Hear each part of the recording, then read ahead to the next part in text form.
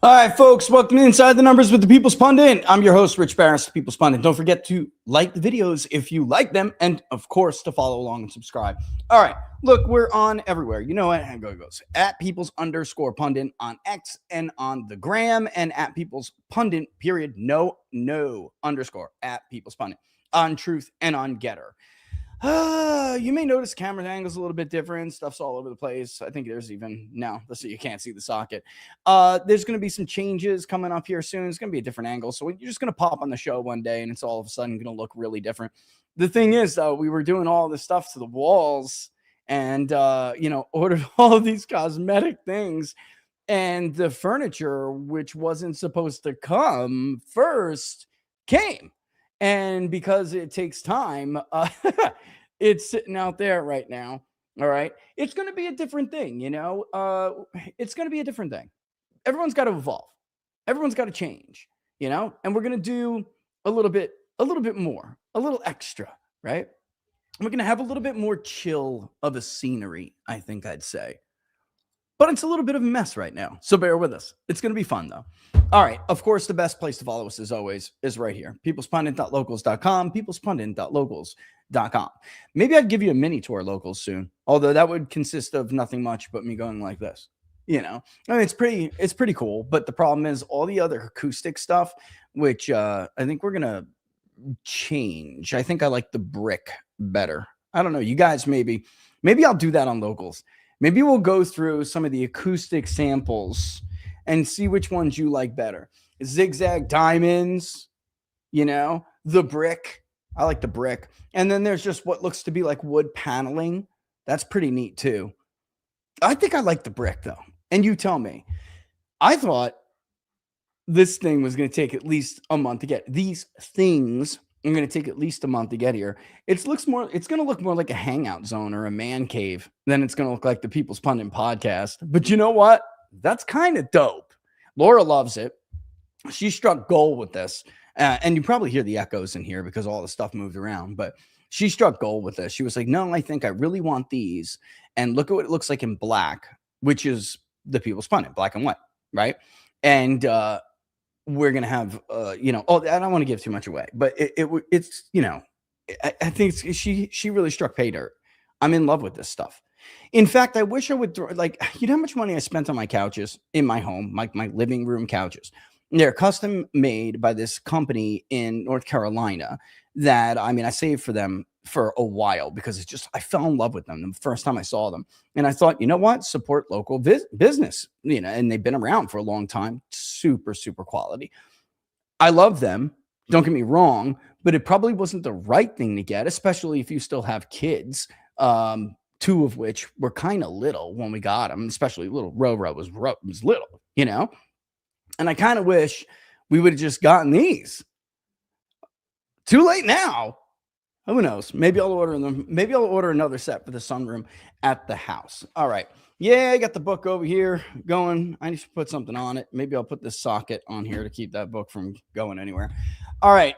Let's get started. There's two things I want to kind of do tonight. One is let's talk about what happened last night, which isn't that much. I mean, don't get me wrong. It's significant. I'm just saying there's not that many races that we really have to go over. And then I want to roll into how this all happened amid the backdrop of the fallout of the Iran war and what it means for the Republican coalition going forward. And I think it matters for two reasons. One, the vice president has clearly been chosen to sell this thing to the public. I hate to tell number two, which is the neocon reaction to this. I hate to tell them we're already polling it. We're already in the field asking, this thing's popular. Americans did not support this war. The neocon talking points didn't resonate. So even if the deal ends up being bad, as in some cases, we're going to play some clips in a bit, bad as in some cases say, it really doesn't matter. Americans don't care. This isn't what they elected. They didn't elect Donald Trump to make sure that Israel had what it defines as its, parameters for national security met, its goals met. which somehow they tried to make into the United States goals, which Trump very clearly just doesn't see anymore. They just didn't care about that. He was not elected to do that. He was elected to make their lives better here. And now we're inevitably, in the wake of this war, we are inevitably going to end up with the question of what does the Republican Party do going forward? And in fact, on his tour, and Vance is doing this tour for two reasons. One is sell his book. He's got a book he's selling. He wasn't able to sell it when it first was available for pre-order because he was too busy trying to prevent a global economic crisis, a humanitarian crisis, a famine. You have to understand, the White House literally worried about people starving over the Strait of Hormuz being closed. You think they like that? They didn't. And the Israel First people just don't give a shit. The neocons, they just don't care. They wanted what they wanted, which was always this ever-shifting goalpost of BS. They were never straight, not with the president, not with you, to begin with. They can't defend their arguments, so they just move the goalpost and attack and call people names. And I'm going to make a very clear argument, which I will dumb down to you right now.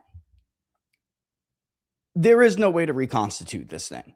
Republicans will have to decide, which is very important. The link is in the description. I usually do it in the opening of my pitch. Go pre-order, burn it down. It's so hard for me to explain this to people if they don't read this book. It's not difficult math. Age buckets do not stay the same. These are very, very different voters that will soon become the predominant age buckets in the electorate. And they will not have a coalition with neocons again. If you want to have a winning coalition, you're going to have to cater to their needs. And this will not be so. The people who are tempted to say, the vice president, and I'll play that clip later, you know what? This one was part of the coalition. That one's part of the coalition. And, I'm not going to say no one's welcome in the party. Now, anyone who wants to run for president should never say someone's not welcome in the party. But it's time for the right. It's time for the Trump administration, which it very clearly is doing. It is time for them to not even pay lip service to what the neocons want. Neocons have money. They don't have votes. But I'm going to leave it there. And speaking of votes, we will start with going over what happened last night in Georgia. All right. Georgia has never been that great of a state for Donald Trump, especially in the South, compared to other southern states like Florida, for instance, right? Tennessee, Alabama, right? In the vicinity, even to some extent, Texas. It's never been that great of a state as far as if Donald Trump says this is who to vote for with his endorsement, then that's it and it's done. The Trump slate got wiped when they tried to challenge the Kemp Raffensperger regime after the 2020 election. Only Marjorie Taylor Greene, as a MAGA candidate and a MAGA lawmaker, she was the only MAGA person to survive those primaries during that election cycle. They got completely wiped out. Jody Heiss got wiped out. David Perdue got wiped out. My friend Patrick got wiped out. So it's had a bit of a mixed record. It's still a good record for any politician. Donald Trump has more so even than Barack Obama. The only other example I could try to make, draw a parallel to was Ronald Reagan's endorsement of George Herbert Walker Bush in 1988. For those who don't know, Michael Dukakis was totally wiping the floor with George Herbert Walker Bush. He was up 16 points. The Republican convention comes, and even in his rather deteriorated, weakened state, he goes to the convention. Ronald Reagan says, listen, basically, I know you don't love him, but he's my boy. Give him a chance. And unbelievably, between that and the attacks, brilliant attacks against Michael Dukakis being weak on crime and he'll be weak on foreign policy, they were able to turn that 18 or 16 point deficit into obviously an electoral college landslide, which Herbert Walker Bush could not do on his own. Why? Because the Rhino wing of the party cannot and has never been able to win elections. That's just a fact. And yet we keep getting into these ridiculous debates with these same very stupid people. Even Reagan's endorsement, it's a one-time thing. It's hard to find any other politician. Again, I can see one example, Mayor Giuliani. Bloomberg was down double digits in that race. Mayor Giuliani endorses him literally right before the election, and Bloomberg wins. And he goes on, of course, to serve multiple terms. But nobody consistently has an endorsement record like Donald Trump, even though it's not perfect. It's still very impressive. Here tonight, he had a bit of a mix. Last night, he had a bit of a mixed night. The real story, I think, when we go over these two races, is that Brian Kemp, as a two-term so-called popular governor with people like, again, the rhino wing of the party behind him, like Eric Erickson, who wants to run for president. If you're a two-term supposedly popular governor from a perennial swing state, ladies and gentlemen, you should not have a bad night like Brian Kemp had and then expect you to be a force running for president in the next election. Oh yeah, in case you guys didn't know, I don't know, is that really breaking news? It's like, give me a break. Brian Kemp wants to run for president. This is not a surprise, or shouldn't be a surprise to anybody. This was a very weak, I don't even know how to say, because I don't want to say performance, but it shows that Brian Kemp's influence is not at all what so many people made it out to be. And maybe after the 2020 election, when the MAGA candidates ran, it should get people like me to think, was it their message? Their message just simply wasn't good enough. The same thing happened last night to Vernon, right? He basically had almost every issue on his website running for Secretary of State about the fraudulent election in 2020. And it wasn't enough. And he ended up losing to a guy who made a deal about it too, but he more like tiptoed around it. And I'll show you that in a second. All right, first, let's just get into the results of this race, what you're looking at here. Rick Jackson, who was backed by Marjorie Taylor Greene, beat Burt Jones, who was backed by Donald Trump, and backed by Brian Kemp. Paul, if you're out there listening, $100 million. If you want to know what it takes to beat a Donald Trump endorsement, well, it's about $100 million. So I argued after Massey's defeat and after Indiana, where incumbents went down, despite Donald Trump not even endorsing or having anything to do with their races, everybody argued about, oh, it's Trump's, is this, it's that. It's that. They overstate the impact of the endorsement. An endorsement is definitely a damaging thing. If you are running against Donald Trump's endorsement, it is hard. It's damaging, very damaging. But the fact of the matter is, it can be overcome. Massey easily would have won if it wasn't for $30+ million spent in a cheap media market like Kentucky 4. $32 million. Donald Trump's endorsement would not have been enough. So she wants me to try something. I'm not doing that live on air. I'll just go like this. Of course, I'm going to do it live on air. I'm just going to take myself out of the frame. Oh my God, she made my jam. It's a little different. It's healthier. Okay. Keeping an open mind. You want my opinion, right? You're telling me that's healthier? Mm-hmm. That's better. Right. That tastes better. Mm-hmm. For real? Mm-hmm. It's brown rice instead, Jen. Oh my goodness. You need to share that. Well, maybe you don't. Nope. Locals is always asking for Laura's recipes. She's not doing it. All right. So it was close, but after all, as it turns out, after all, a Trump endorsement is definitely overcomable. This was a problem for Brian Kemp, but I would argue the governor's race a bigger problem when we're looking at the viability of his poll here.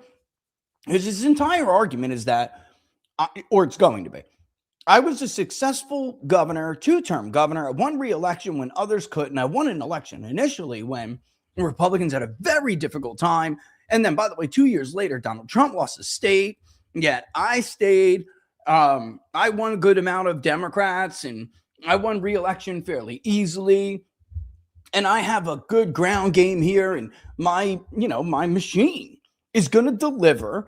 a must-win state for Republicans. That's going to be his argument.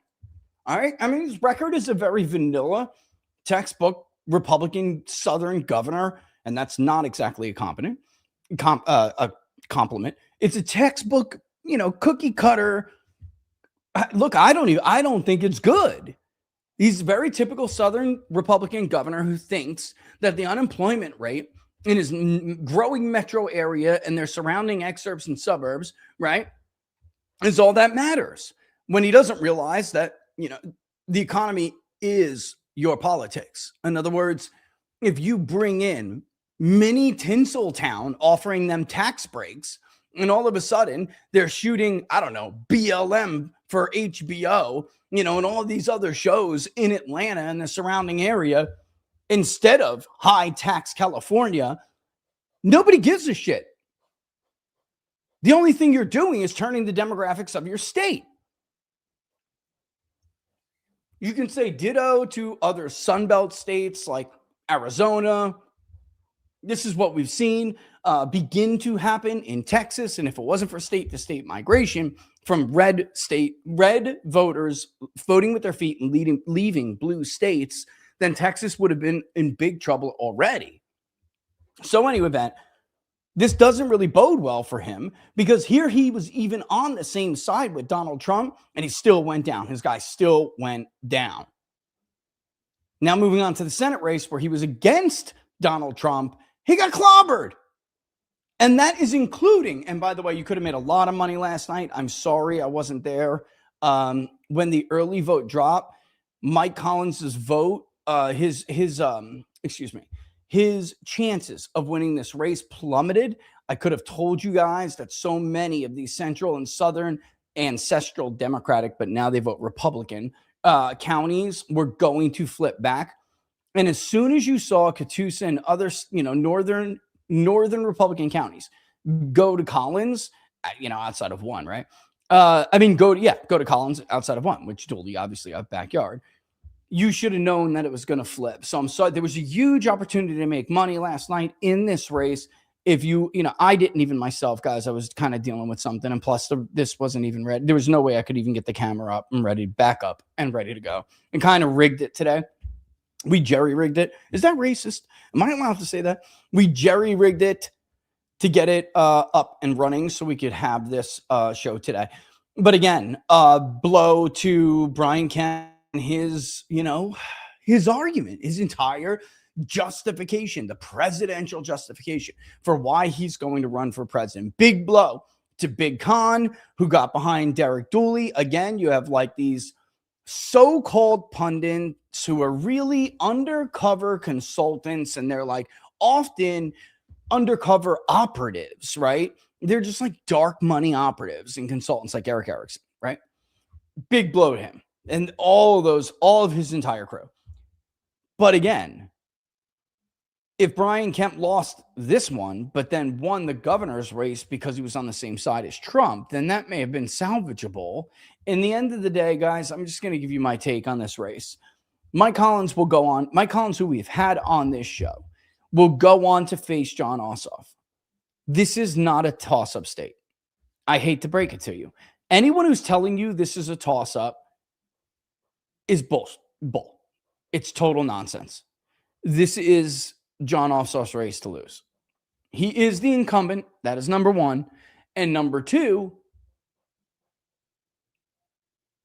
he's good at this. Okay? He understands what moment in time we're in and how to navigate it. He has a brilliant strategy, very articulate, very appealing message, whether you want to admit it or not. We've polled it. And if you watch the show, you know that. I just don't see it happening. As of right now, I don't see it happening. The same thing with North Carolina, guys. I mean, you got all of these people putting up their ratings, toss up this, toss up that. It's horseshit. Georgia leans Democratic, and at this point, North Carolina is at least leans Democratic. So you have these two must-hold Senate seats that Democrats absolutely cannot lose. You have Georgia, where Jon Ossoff is defending his seat. Trump won it by 2.2%. it's lean D at least. And I'm being generous here. Then you have Michigan, which there is a way for Democrats to take the Senate if they lose Michigan, because let's say Al Sayed is just not electable. Although I got to tell you, I watched an event of Al Sayed's the other day through somebody else with somebody else, and the guy was extremely articulate, and he is going to have an answer for a lot of these attacks. Is he a flawed candidate? Yes. Is he also a flawed candidate who's out of the cookie cutter, and he's not nominated yet. That's not until August. But the fact of the matter is, he is probably going to win, almost certainly at this point. And everyone just thinks he's insane. He's got a funny name. He claimed to be a medical doctor, and he's never practiced, and blah, blah, blah. It's all bullshit when the guy's talking about issues that people actually care about when nobody else is, and we're starting stupid wars that nobody wants to start. I hate to break this to you. I feel like Republicans completely forgot the lesson of Donald Trump, that voters will overlook a great deal of flaws in their candidates who are talking to them and for them and on their behalf about issues that they care about. What's that? Forget or choose to hope and ignore that it's not true. Yeah, they just pretend like it doesn't exist anymore. And you can't do that. That's amazing. You can't do that because reality always wins. Yeah. All right. So and then who's he going to face? He's going to face Mike Rogers. Yeah. Mike Rogers is a national security deep state Republican. The worst Republican you could possibly run in the state of Michigan. You can put it a toss-up now because you believe the fake polling. Mike Rogers could not put it away when Donald Trump was on the ballot. This is a guy who even ran behind Donald Trump in Oakland County. There's like no justification, especially with Michigan, which tends to vote more to the left than the nation in midterms. It does. Except one, right? Yeah. And then even when he had to win re-election, he was the only one who did well. The rest of them got cleaned. All right. I'm sorry. She's over here like giving me the taste test. Like, I can't keep it. Give me a second. All right. So that's basically it. And those are the Democrats' must wins. Republican held seats. I wouldn't say they're must wins because it's just not really the case. Again, North Carolina is held. That's gone. It's gone, guys. It's gone. Peace out. Out of here. And then you have Maine, where I think we're seeing the same kind of phenomena that we are seeing in Michigan, where Republicans are hoping that candidates who they think are tailored to that state, but really are not, can somehow overcome flawed Democratic candidates. And I just don't see it. I just don't see it. Graham Plattner is not going to be beaten by talking about his tattoos and Republican Ziocon Heritage Foundation operatives claiming that his guns, all right, it's supposed to be a conservative woman. That's how you know Israel First is full of shit. They're not conservative. They're leftists. His guns were around the house and it made me nervous. What conservative woman says that? I asked my wife that live that day that report came out. What did she say? That'll make me nervous. They make me what? Right? I mean, this is crazy. No conservative woman would ever say that. You're not going to convince them that Graham Plattner's message should be silenced or not taken seriously because he's unelectable or he's unacceptable when Susan Collins doesn't have a message to run on. I'm not saying Susan is done. I'm saying she's in big trouble. And to mark that race right now as anything other than a toss-up, I wouldn't even put Michigan as a toss-up right now. I really wouldn't. But to mark Collins's race as anything other than a toss-up is foolish. It's foolish. By the way, Collins doesn't have a history of overperforming.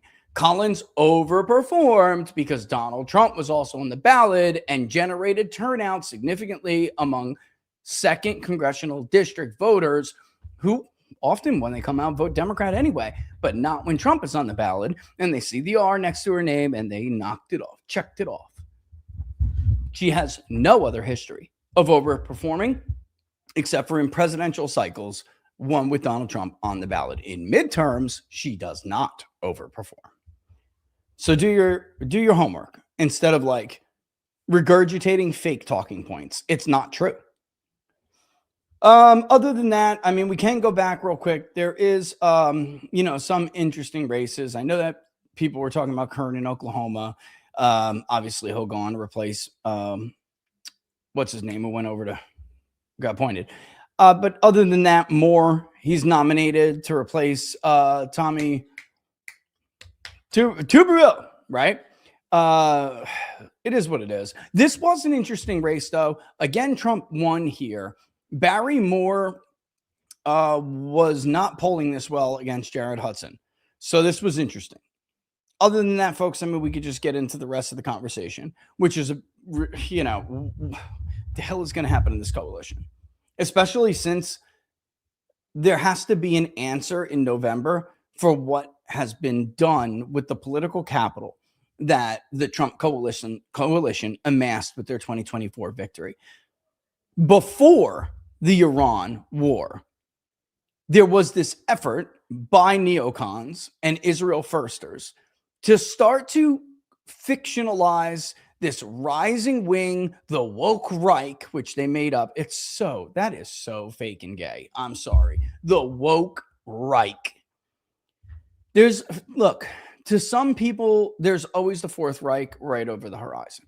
So they thought it would be cool or something to take the woke and slap it on that, people who are critical of Israel. And they actually thought that if Israel put enough money behind that stupid phrase, it would catch on and it would work. Anyone who's smart or watching the show, watching our polling, and if you do, it means you're smart, you would have realized that that was a failed strategy to begin with, even if they won some short-term victories. It actually failed worse than I thought it was going to and quicker than I thought it was going to. The Israel First crowd is done. The age signal is too strong. It doesn't matter how much money you have. You're never going to convince people after what has happened here in the last 2 years. You are never going to convince enough people to replace the people that are about to frankly die and phase out of the electorate. You will not be able to replace their ranks. And you have turned off so many people that actually were favorable to you before. And you did it by being selfish, by being arrogant, by being dishonest, by being frankly vicious and something Westerners just don't recognize. Pieces of shit. That's it. Listen, don't let people tell you otherwise. Americans are extremely generous. Their fundamental worldview is a Western worldview of forgiveness and the golden rule. When you do this to them, you will often find you are going to elicit the precise response that you claim you don't want to get, or you claim that you're going to dodge. And it's not just how it was leading up to last year, the strikes that weren't supposed to be a regime change. It was never going to lead to a regime change. It's not how they behaved when it came back around. And first of all, that's not even what happened. They wasted then a full year almost of Trump's presidency lobbying for a war instead of doing anything on the domestic front that the voters wanted to do. After the strikes on Iran's nuclear facilities, putting the Republican majorities in jeopardy and the coalition itself in jeopardy of being fractured. That is exactly what has happened. We have showed you this before. I'm not going to go over graphs we've already showed ad nauseum. MAGA fractured. It split off. It then shrunk. And you can't even use the word evolved, because evolving tends to mean got better, right? Evolving is when you adapt to your environment and you get better because of that environment. That's not what happened. It transformed into something that looked like the thing that opposed it before. So what does that mean? It means you lost all the winning parts of the coalition for the part of the coalition that couldn't win a national election to save its life until real MAGA came around. That's important to understand when we talk about what we're going to talk about after all these clips I'm going to play and all these jokes I'm going to make. Is placating this wing of the coalition because they have money, Is placating that wing mathematically more beneficial than cutting them loose, rebuilding, and beginning again to try to fight for and earn the votes of groups of people who are about to be very soon the predominant group of people? Because here's the thing, placating these people now in the short term isn't even going to be enough to win you elections. But even if we could pretend for a second that it would, it will bury you in the mid to long term because they're not replacing their ranks. I'm going to actually show you a clip and a couple of like screenshots and comments from one guy who seems to be a rather young guy, and he's certainly Israel first, but he's not representative of his age group. And frankly, the only reason why he does what he does is because he's a grifting piece of shit who makes a lot of money lying to you. He has made a lot of money destroying the Trump coalition, leeching off it like a fucking parasite. He has done that when he didn't even support Donald Trump to begin with. Those people have to go. I don't mean, I'm not over here calling for censorship or whatever. And this may be a good time to start this. Because we have this clip, right? I thought I had this clip. Did I not load this up? I have it. So give me a second if we didn't load it up. I guess what I'm trying to say is I didn't load it up. What the hell's wrong with me? You don't have to exclude people the way that Israel First and the neocons have tried to exclude people from the conversation this last year, calling them names and trying to ruin their careers. You don't have to do that. But what you can't, they can vote for whatever. If you're not happy, go vote for Zohran Mamdani when he becomes the nominee how many years down the road. Go vote for Alexandria Ocasio-Cortez. Knock yourselves out. But you don't have to, like Trump never did, by the way. He didn't ever play lip service to their priorities. He allowed them to tag along. Unfortunately, he governed for their priorities. So now, and I'm going to play this, when it comes to Vance, this clip I'm about to play, there are two things that are very important about it, but he's wrong about what he's going to say. He's factually wrong, mathematically wrong about what he says at the end of the clip.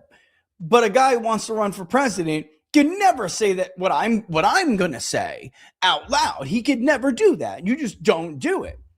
But it doesn't mean you ever pay lip service to their worldview. It doesn't mean you. This is why they're finding themselves right now under attack from these disloyal pieces of shit, these two-faced, corrupt pieces of shit. They're under attack because they gave them life that they never had. They were never a vital part of the coalition. So, like, I love Mike Cernovich, but Mike, you're flatly wrong. They're not a vital part of the coalition. They have nowhere else to fucking go. Let me ask you a question, bro. Do you really think Billy Crystal has been voting for Donald fucking Trump? Give me a break. You think Eric Erickson has been voting for Donald Trump? You think Ben Shapiro has been voting for Donald Trump? I do this for a living.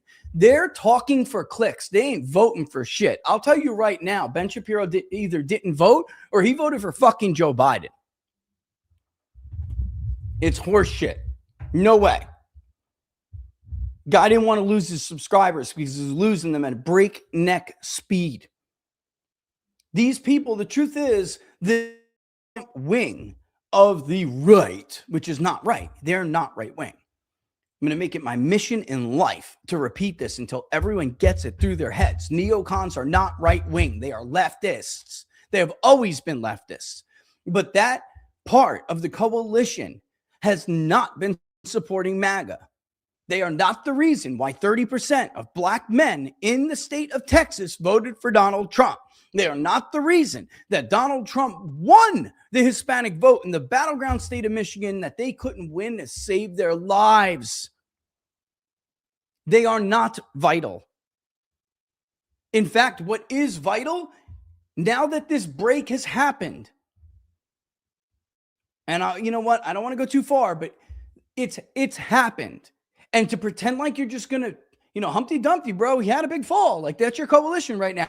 To pretend like you're just going to gather it up and put it back together again for 2028 is wrong. It's not going to happen. The voters who you need to worry about, who will be the vast majority of the electorate moving forward, will never be in a coalition with these people. Period. Some of them will go to Democrats. Others will just never vote again. This is what I do for a living. I just got off before with a young man. The reason why it struck me is because he's so exemplary, so representative of what we're hearing from these. It's everything for this, like Gen Xers too, but millennial men, Gen Z men. They are willing to let the Republican Party burn in November if they don't get away from these people. They'll do it. They will.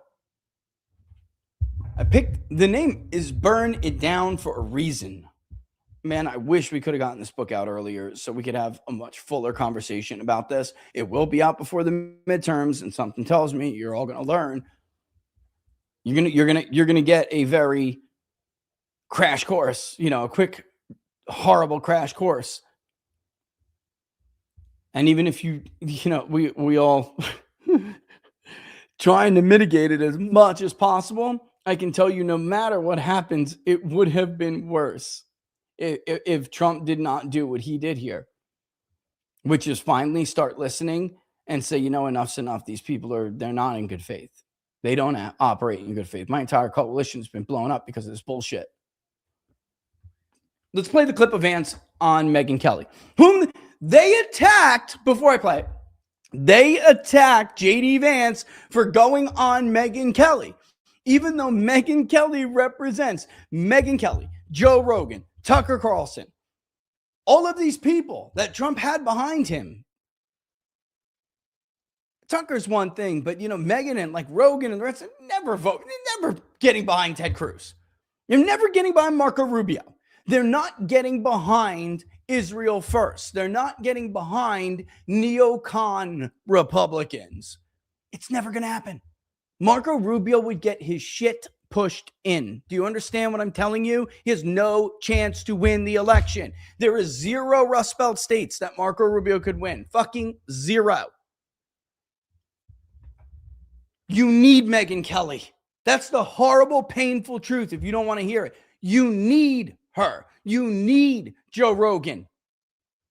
Why? Maha moms and a bunch of young men who are not coming out to vote for you. That is your coalition. And those two groups alone are way bigger than Israel First, which is dying. The first one is an ascendant group. The neocons are dying. Literally, they're old. This is not hard, guys. Nobody should have a difficult time understanding this. And these people attack JD Vance for going back on Megyn Kelly, which, by the way, I can tell you Donald Trump thought was a great idea. He said, look, I think I need to go on Megyn Kelly and try to sell this deal, try to not sell the deal, but, sell the deal, but also we need to make things right. I think personally, the vice president is doing a fantastic job trying to mend this broken coalition. With what? And it's not that long. A few months before the midterms. He's trying to go out there and say, you know what? You got our attention now.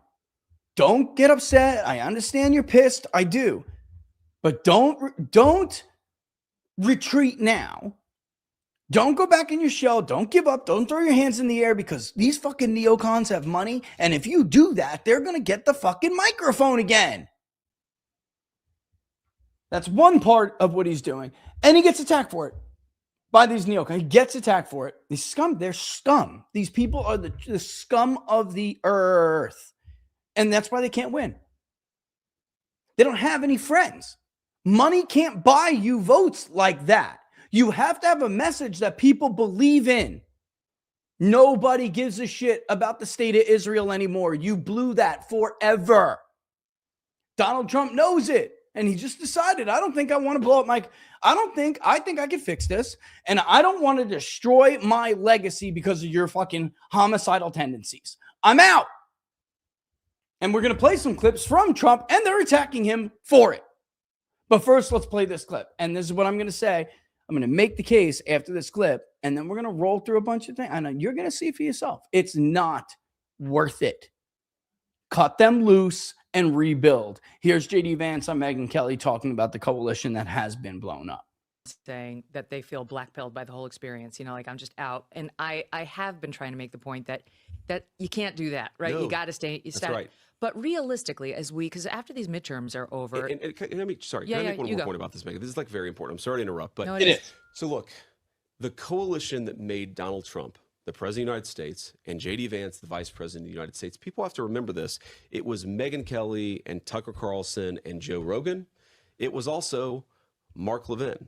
It was also a lot of people like John Podhoretz who want a more aggressive foreign policy. What I think is important, I'm never going to say that John Podhoretz is not welcome in the Republican Party. As he never should. As somebody who wants to run for president, if you want to run, JD, you can never do that. So that's right to say that. But there's a but here.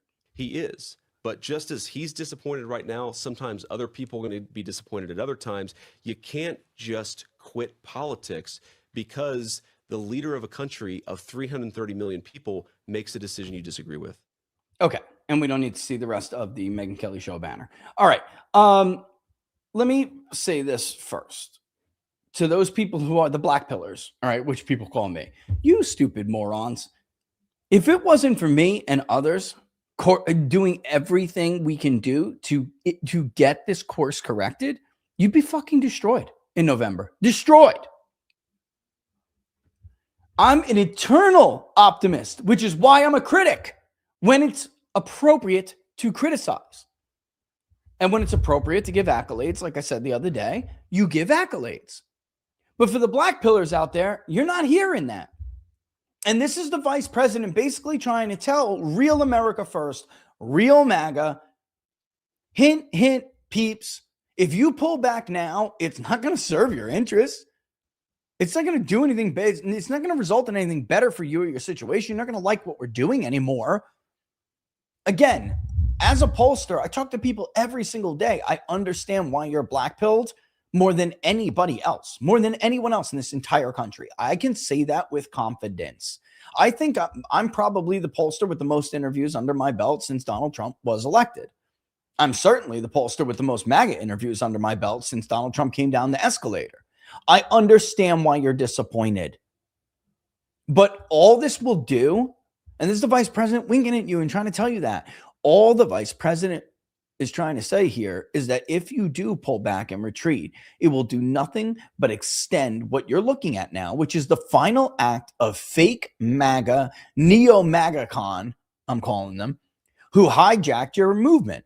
They're dying. They're going to be dead soon. This is their final act. The Iran war was their final act of foreign policy sabotage of the American superpower. All you're going to do is extend the final act. Do you really want to continue to watch it? Why give that to them?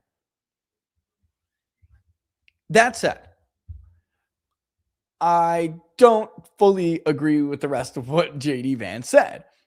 Especially if he's advocating, and I'm not sure, I'll ask him. Especially if he's advocating for trying to put the 2024 ban back together, that's just not going to happen. First of all, it's not the wisest move to add the greatest number of voters, if that's what you're trying to do, to the coalition anymore. That's not the path forward. It's impossible. It's impossible. Too many voters under the age of 65 now see more clearly than they ever have that the neocon agenda is diametrically opposed to the America First agenda, which is their agenda. It's not going to happen. The better strategic move, the one that makes more mathematical sense, superior argument, is to cut those backstabbing America Last losers loose and allow yourselves some time and potential to rebuild into something bigger and better with new voters, the disaffected, whatever you can mend. That's true even if you lose in the short term, because if you go down this road, you're going to lose anyway for a while. This will almost, look, that new voter, new MAGA, disaffected, you have to understand there's new voters every cycle. Republicans are getting killed by them now after just clobbering Democrats with new voters. Between the new voters, new MAGA, real MAGA, new America first, real America first, and the disaffected who agree with you, putting them all together, they will never align with these people again. They will never align with these dinosaur neocons after what has happened here with the Iran war. It's not going to happen.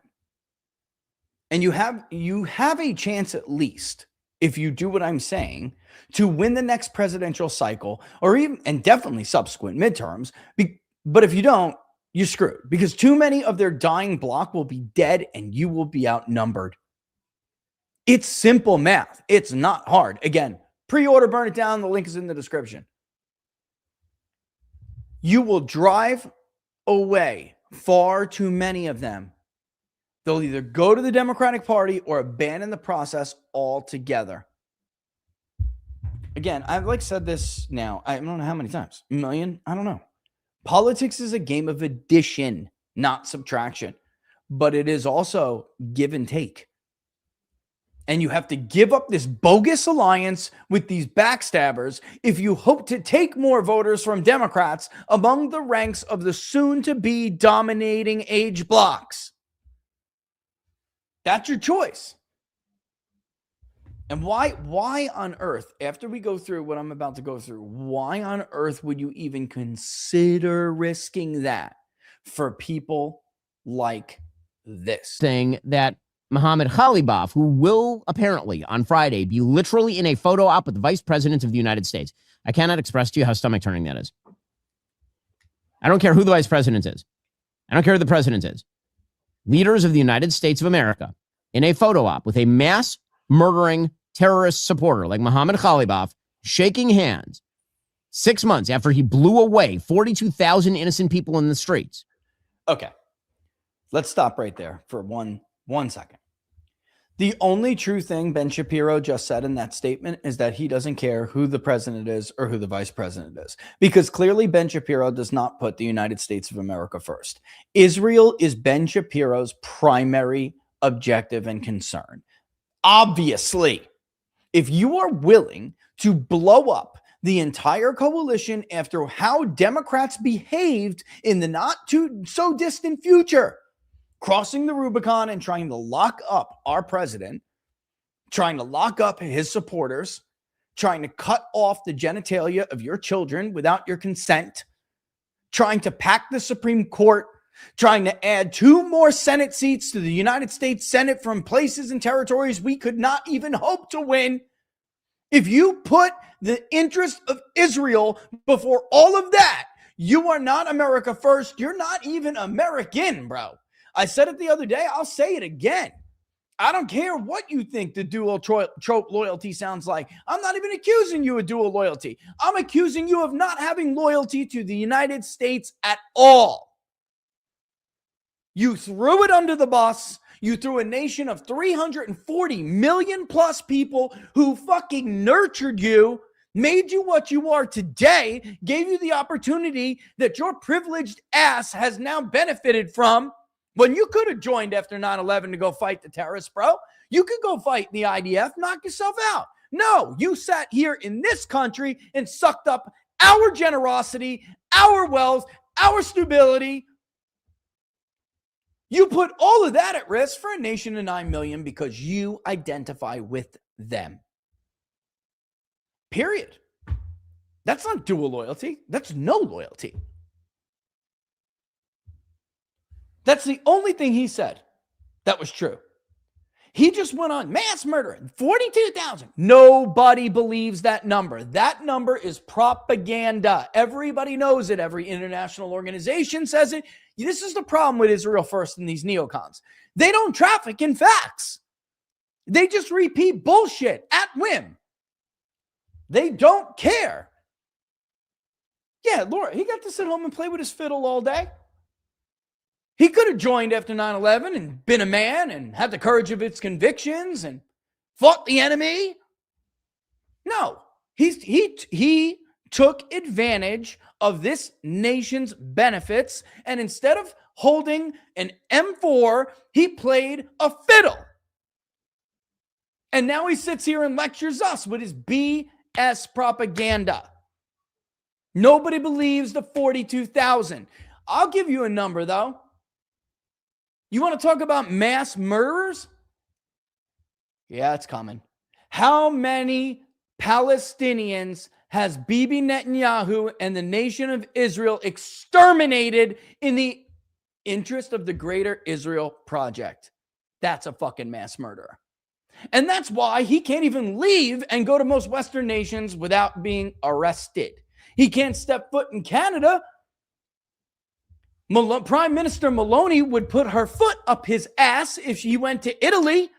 He can't go to Spain. Why? Call this one a mass murderer over a fake number, a fake ass number. I'm going to show another example of this, by the way. They just don't care about facts at all. As a matter of fact, you know what? Let's go to another one, just to prove the point, just to prove my point. Bear with me. We're going to go down the list here. I'm going to give you another example of them just deciding to say things that aren't true.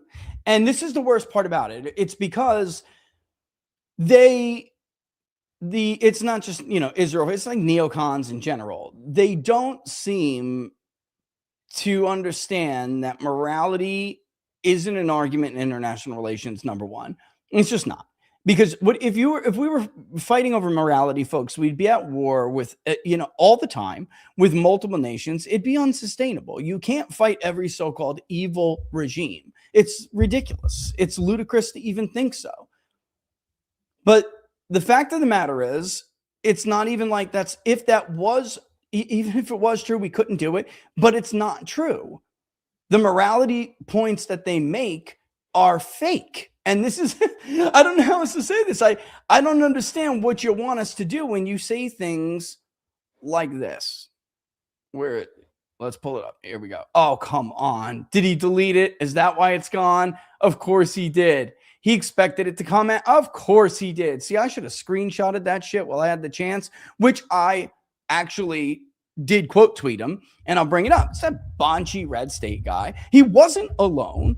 Yesterday at the summit, Donald Trump brought up how basically the main war is, us between Iran, and then you have, Israel hiding in Lebanon and just like killing innocent people in Lebanon. And I told Netanyahu that I don't like his tactics. And one example he brought up was the bombing of one apartment complex, there were multiple times this happened, but this was one. I know the specific event that Donald Trump is referencing, which is the worst part about all of these people attacking him for saying this.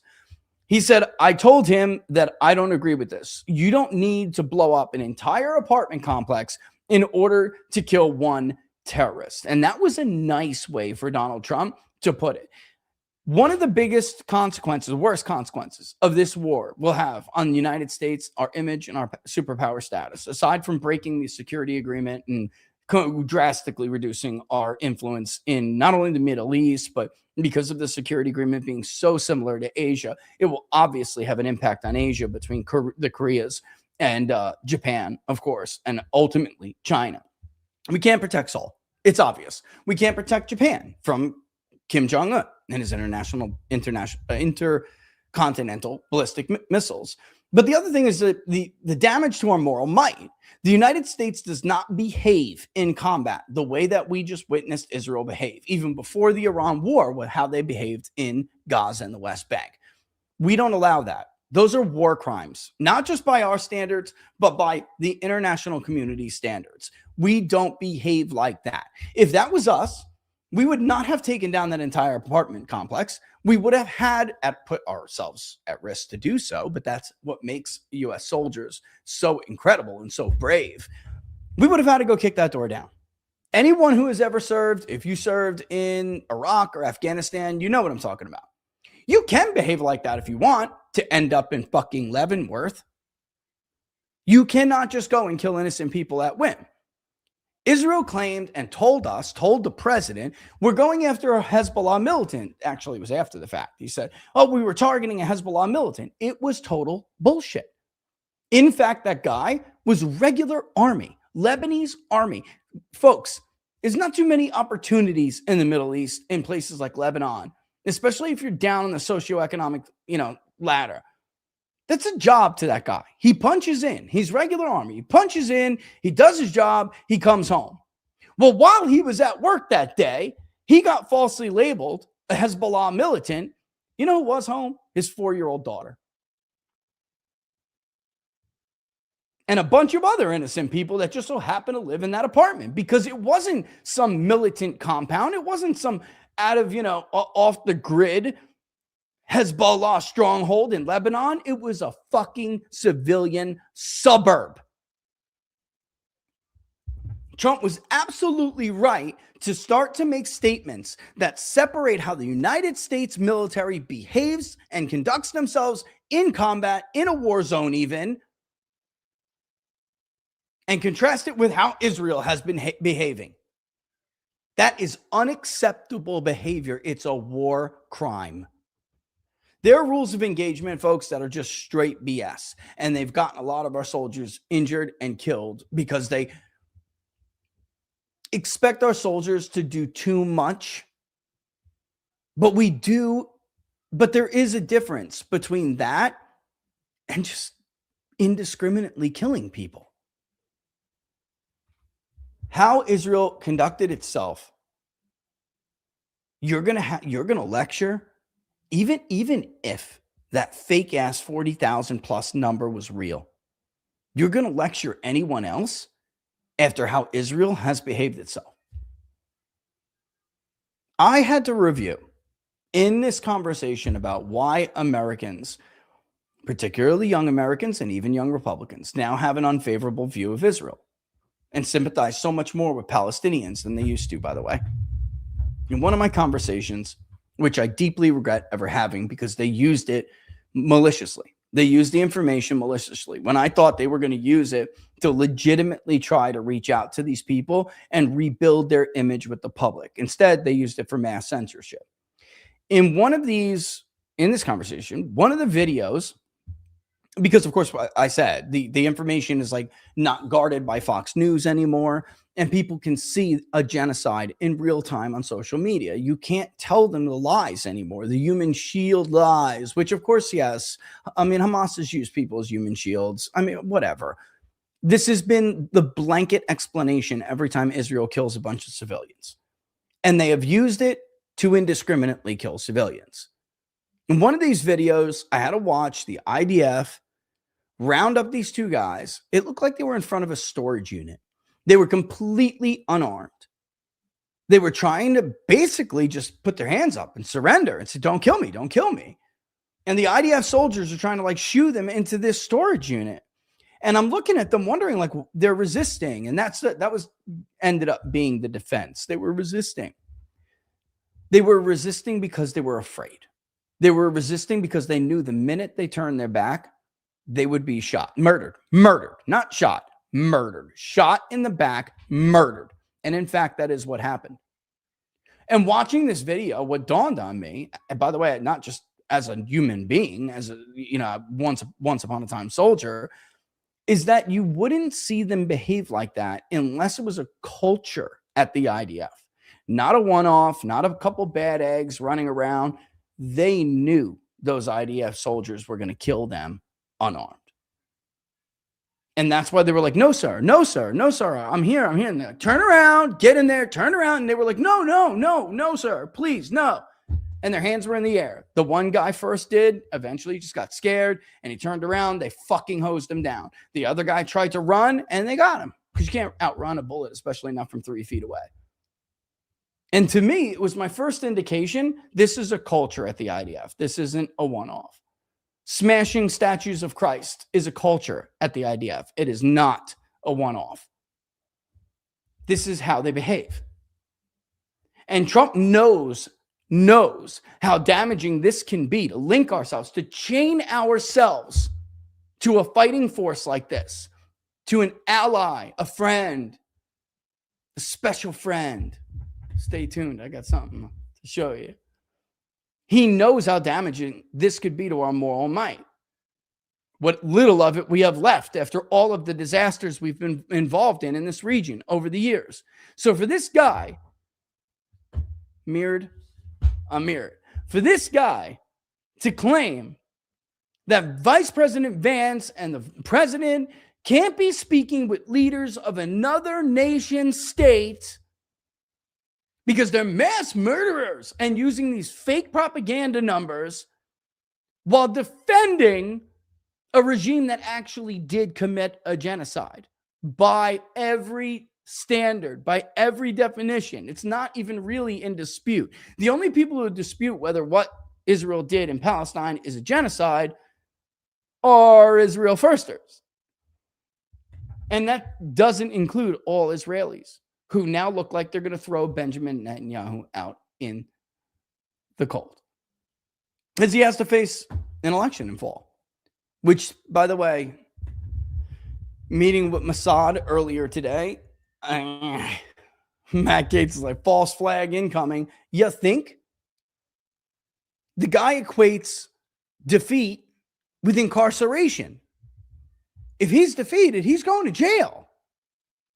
He's going to do everything in his power, including blanketing U.S. social media personalities and media personalities with millions and millions and millions and millions of dollars to go after everyone and anyone who dares to tell you what I just told you.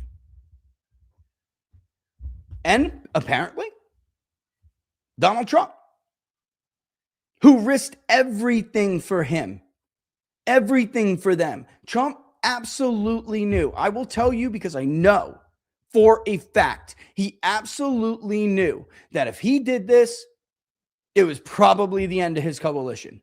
He knew it. All for what? All for what? Can play another clip of him on Fox, but let's first look at how Donald Trump is talking now. It's been an amazing partnership, but he will say we're the big partner and he's the very small partner, and that's true. So, listen, I got like 10 calls like, dude, are you telling them to say these things? Look, I told them that, public humiliation rituals in reverse this time, every couple of days, couldn't hurt. Why? Because of this foolish decision to get into this war for people like Ben Shapiro, who never supported him to begin with, Mark Levin, who never supported him to begin with, for Benjamin Netanyahu, who was the first person to congratulate Joe Biden on a stolen election, to do this inexplicably had led to your image being irreparably damaged as this tough guy who can stand up to all of these interests, to all of these very strong, powerful interests in people, and care about only the forgotten man and woman that had been damaged significantly. And it was replaced with your BB's bitch. So this is exactly what the doctor has ordered. He needs this to get his credibility back with the American public.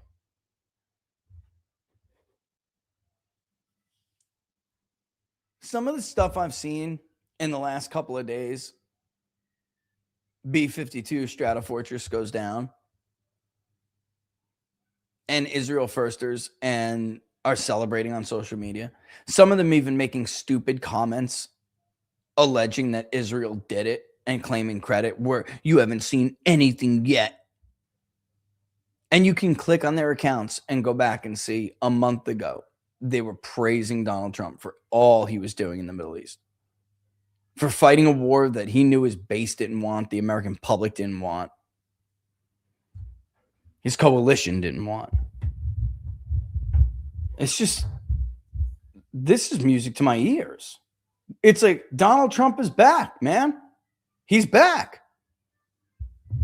That's why I stress what I do, what JD is saying. You exit now, and all you're going to have are idiots like this. This MOU appears to be, just from the text, a disaster that does not achieve any of the actual signal goals that were set by the administration at the beginning. There were effectively 5 goals that were set by the administration at the beginning. One was ending the nuclear program, not just nuclear weapons, no nuclear enrichment, zero enrichment. That is not in the deal. Ballistic missiles ended. That is not in the deal. And the president today suggested that ballistic missiles should actually continue to be held by the Iranians because the Saudis, our allies, also hold ballistic missiles. Okay, stop. Inadvertently, what he just said has completely confirmed what I told you on Monday, which is that they're just now openly admitting or saying things like that what they really mean and what they've always really meant is this didn't have anything to do with the nuclear program. They wanted Iran exterminated. Exterminated. Not a new regime. No regime. Iran in chaos and a civilization on the brink was their objective, not the United States.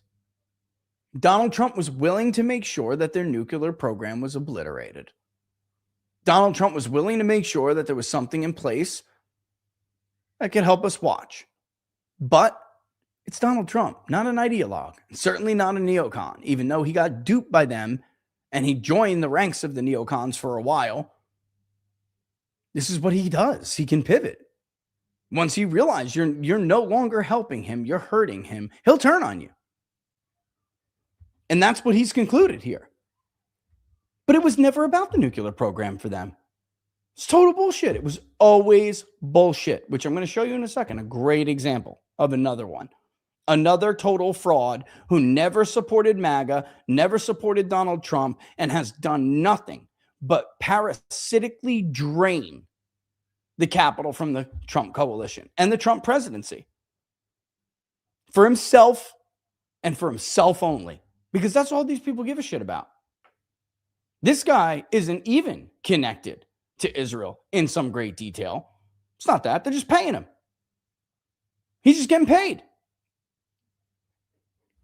But in the meantime, he said one thing there that's just flatly false. Donald Trump is Donald Trump. He will offer you a carrot.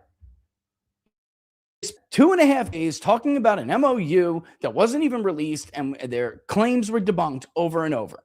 Now it's released. The vice president's been all over the place explaining, you know what? If they want to be let back, if they prove that they really will not rebuild their nuclear weapons program, then we will give them a carrot. We will incentivize them. As I told you, maybe you don't like it. Maybe you don't. Maybe you think it's worse than the JCPOA. But the bottom line is that was always going to be the result of this stupid war, a consequence. This was a dumb war. Americans were never going to stand for the extermination of a people. Maybe that's okay to Ben Shapiro, but that's not all right to Americans who never supported the war. Remember, Ben? They never supported your war. They never cared. You were going to ask them to what? Exterminate an entire nation? One bigger than Iraq? This is just crazy, man. They can't have ballistic missiles. So only Israel has a right to defend itself, right, Ben? Only Israel has a right to defend itself. No nation on planet Earth has the right to tell another nation that they cannot have weapons like ballistic missiles to defend themselves. This is insane. You only hear this from dumb people who either don't know better or actually are so dumb they believe they have the power to do that. We will be at war with everyone at any given time, anywhere. Period. Does Iran have a right to defend itself? How many times have you seen a pollster ask that question? I'll let you in on a little secret. If you ask the American public whether Israel has a right to defend itself, and then ask them whether Iran has the right to defend itself, or whether Russia has the right to defend itself, or China has the right to defend itself, or North Korea has a right to defend itself, or South Korea has a right to defend this, you're going to get a similar answer for every damn nation. Because Americans understand you can't tell every nation what they can and cannot do. They just can't have a military now, right? They haven't been defeated, total defeat, like Nazi Germany. They're not Nazi Germany, by the way. I hate to tell you. In fact, the one who's acting like Nazi Germany more than any other nation state in modern history is the nation of Israel. Who's rounding people up? Who's putting thought crimes on paper? Who's banning thought crimes? Who's banning speech crimes? Who's eradicating an ethno-religious group that isn't convenient for them? Is sitting on a piece of land that they feel belongs to them. And it was never going to end there. That's why I think, in truth, I'll never forget last year when I said, oh my God, not only is Iran coming, Turkey's next. And people said I was lying. Erdogan and Trump are friendly. Trump likes Erdogan. By the way, that's another clip they flipped out about. He brought up Erdogan. He said, oh, this guy's a good guy. Great relationship. He helped me with a lot of things. There was no way in hell you were going to get Trump to either kick Erdogan out of NATO or leave NATO just so Israel could attack Turkey, which they can't even do on their own, by the way. I mean, you think you can? Then bomb Turkey, tough guys. Fucking do it. Let's see you try. I think Erdogan will blast you into the Stone Age. I don't want to say that because I don't like to see death at all. But there's no chance for Israel to achieve their goals, not our goals, their goals. They will lose because, again, they're acting a lot like Nazi Germany. The same thing. An aspiring hegemon encircled by perceived enemies, attacking all of their neighbors in order to expand their territory so that they could feel safer. By the way, that's Bismarck's Germany too, not just Nazi Germany. That's called encirclement. Read a fucking book. And not one of your own stupid, no value at all, and no thesis statement at all. It is very, very textbook. There are many parallels in the Middle East conflict situation with Israel and its neighbors than there are with Germany and France over Alsace-Lorraine. They are looking for bulwarks, territorial buffers to make sure that the heart of their nation feels safe.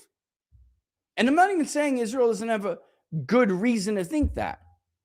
But there's a very, very clear empirical record when it comes to encircled aggressive nations. One is they're aggressive when they aspire to be the regional hegemony, which is what Israel's trying to do with the Greater Israel Project. They want to run the Middle East. They want to be the dominant power in the Middle East. America, evangelicals out there, evangelicucks, have you ever asked yourself what that means for American power and influence in the region? You can't have two superpowers in one region. Doesn't work. Dummies. You're being used. You got bait and bled. Textbook bait and bleed. Actually, Iran did the bait and bleeding. Israel did the free riding. Israel did the bandwagoning. They made you fight their wars. You made you shoulder the burden. And look at how grateful they are now. Outrageous. So there's Ben Shapiro just flatly saying they can't have a ballistic missile program. That's insane. And here's what Trump has to say about that. See how it all goes. I think it's going to go well, but we'll see. So I will see you guys at Versailles. Can I follow up quickly on something you said in the press conference? You said you don't mind Iran having ballistic missiles. Can you elaborate on that? I want to make sure we understand your position. No, I'm saying that if other countries have them, it's a little bit unfair for them not to have some. That's the Donald Trump I fucking love. I'm just going to say it right now. That's the man I love. There he is. When Donald Trump was elected in 2016, realists everywhere went crazy. Amen, baby. Hallelujah. Why? Because again, if you've never watched the show before, it seems DC is in love with expert opinions, even though expert opinions are usually always wrong, except for the one field where they're not wrong, which is international relations. And yet they seem to be completely disinterested with expert opinions when it comes to foreign policy and international relations. There hasn't been a realist president. I mean, the Gipper was a realist, but he was also a little bit bull of a realist, but he was a realist. And since then, nothing. George W. Bush ran as a realist in 2000, but quickly turned into a neocon after 9/11. And the result of that has been the squandering of the unipolar superpower system. And what does that mean? There's only one example in modern history, especially the history of liberal nation states. There's only one example of a unipolar system, and that is the United States after the fall of the Soviet Union. We were the only true superpower, great power, that could project our power into other spheres of influence. Before that, during the Cold War, it was a bipolar system where we had the United States and the Soviet Union basically balancing use correct terms, in a security competition with each other. And as it turns out, bipolar systems are actually rather stable. Sure, because of idiots who used domino theory and other crazy myths of empire. Read it, Jack Snyder, join the Locals book club. You know what I'm talking about. Because of that kind of nonsense, we had proxy wars, but we didn't have great power conflict the way that we had in the prior system, which was up until then the most common system, which is a multipolar system. Multipolarity, which means there are more than two great powers. You had Britain, France, Germany, Japan, Russia, the United States, even Italy became a great power at one point. And that led to 2 world wars. When the end of history, idiots with their stupid terms, came following the fall of the Soviet Union, we fell into a unipolar system. And we squandered it because of idiots like Ben Shapiro who say stupid shit like that and talk about madmen.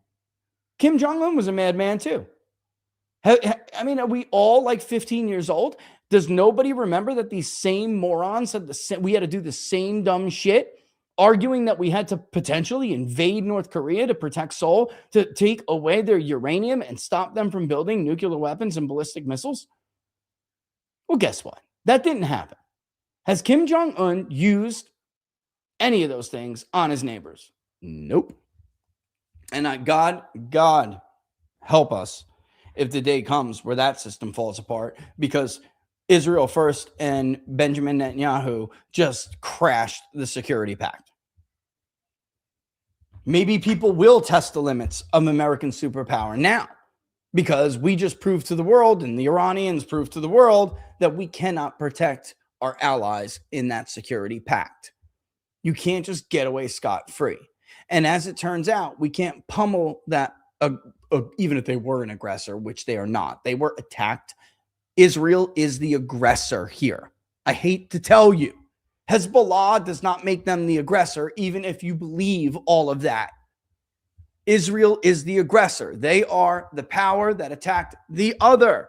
And they got the United States to help them, making us the aggressor too. That's how this shit works, guys.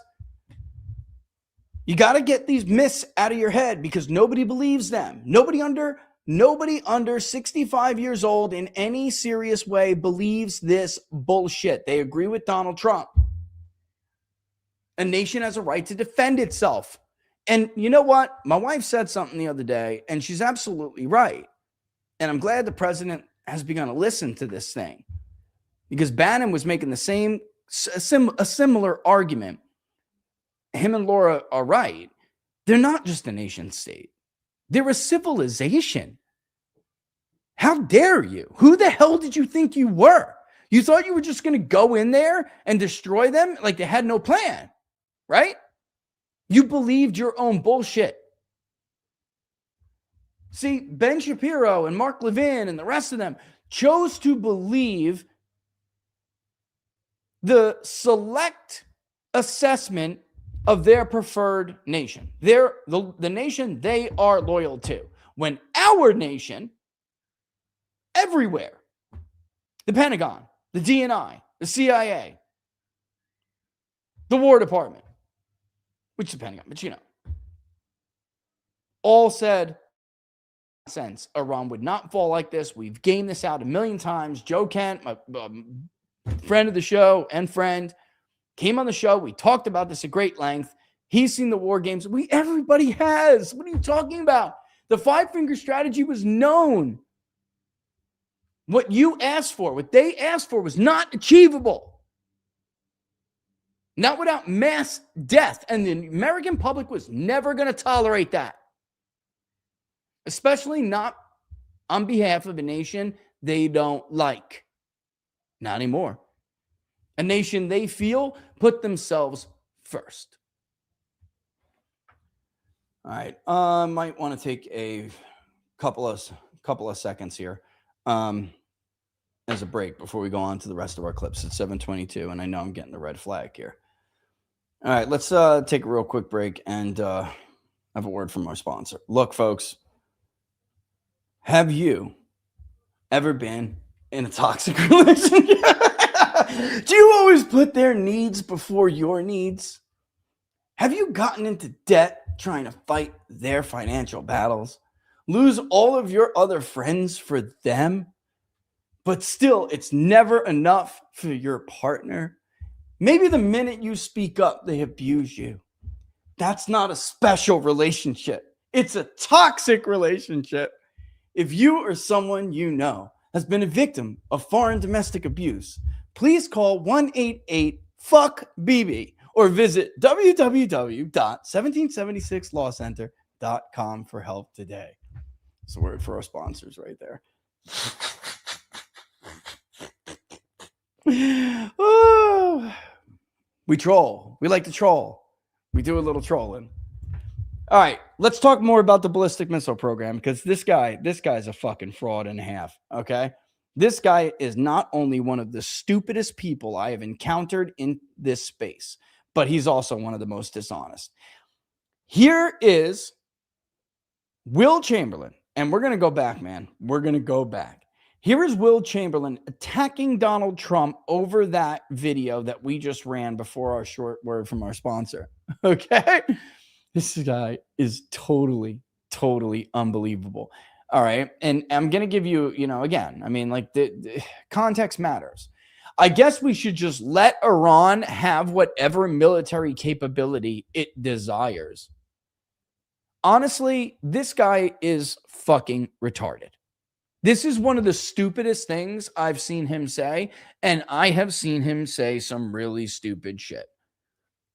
You cannot tell a nation whether or not it has a right to defend itself, have a military, whatever military capability. I hate to tell you, you can't even tell them whether or not they can have nuclear weapons.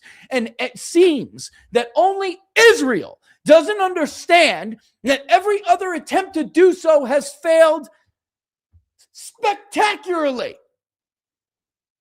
Pakistan, nuclear weapons. India, nuclear weapons. In fact, once upon a time, the United States once told Israel they couldn't develop nuclear weapons. And what did they do?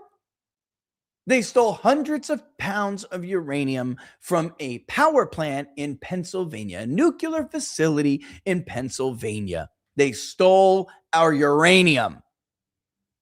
Declassified documents from the CIA now prove this once claimed conspiracy theory.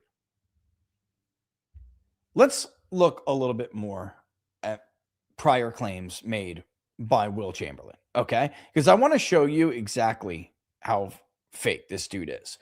Here's Will Chamberlain saying, we have the text. He's talking about the MOU, which the president and vice president have now explained ad nauseum is an outline and is being lied about quite a bit.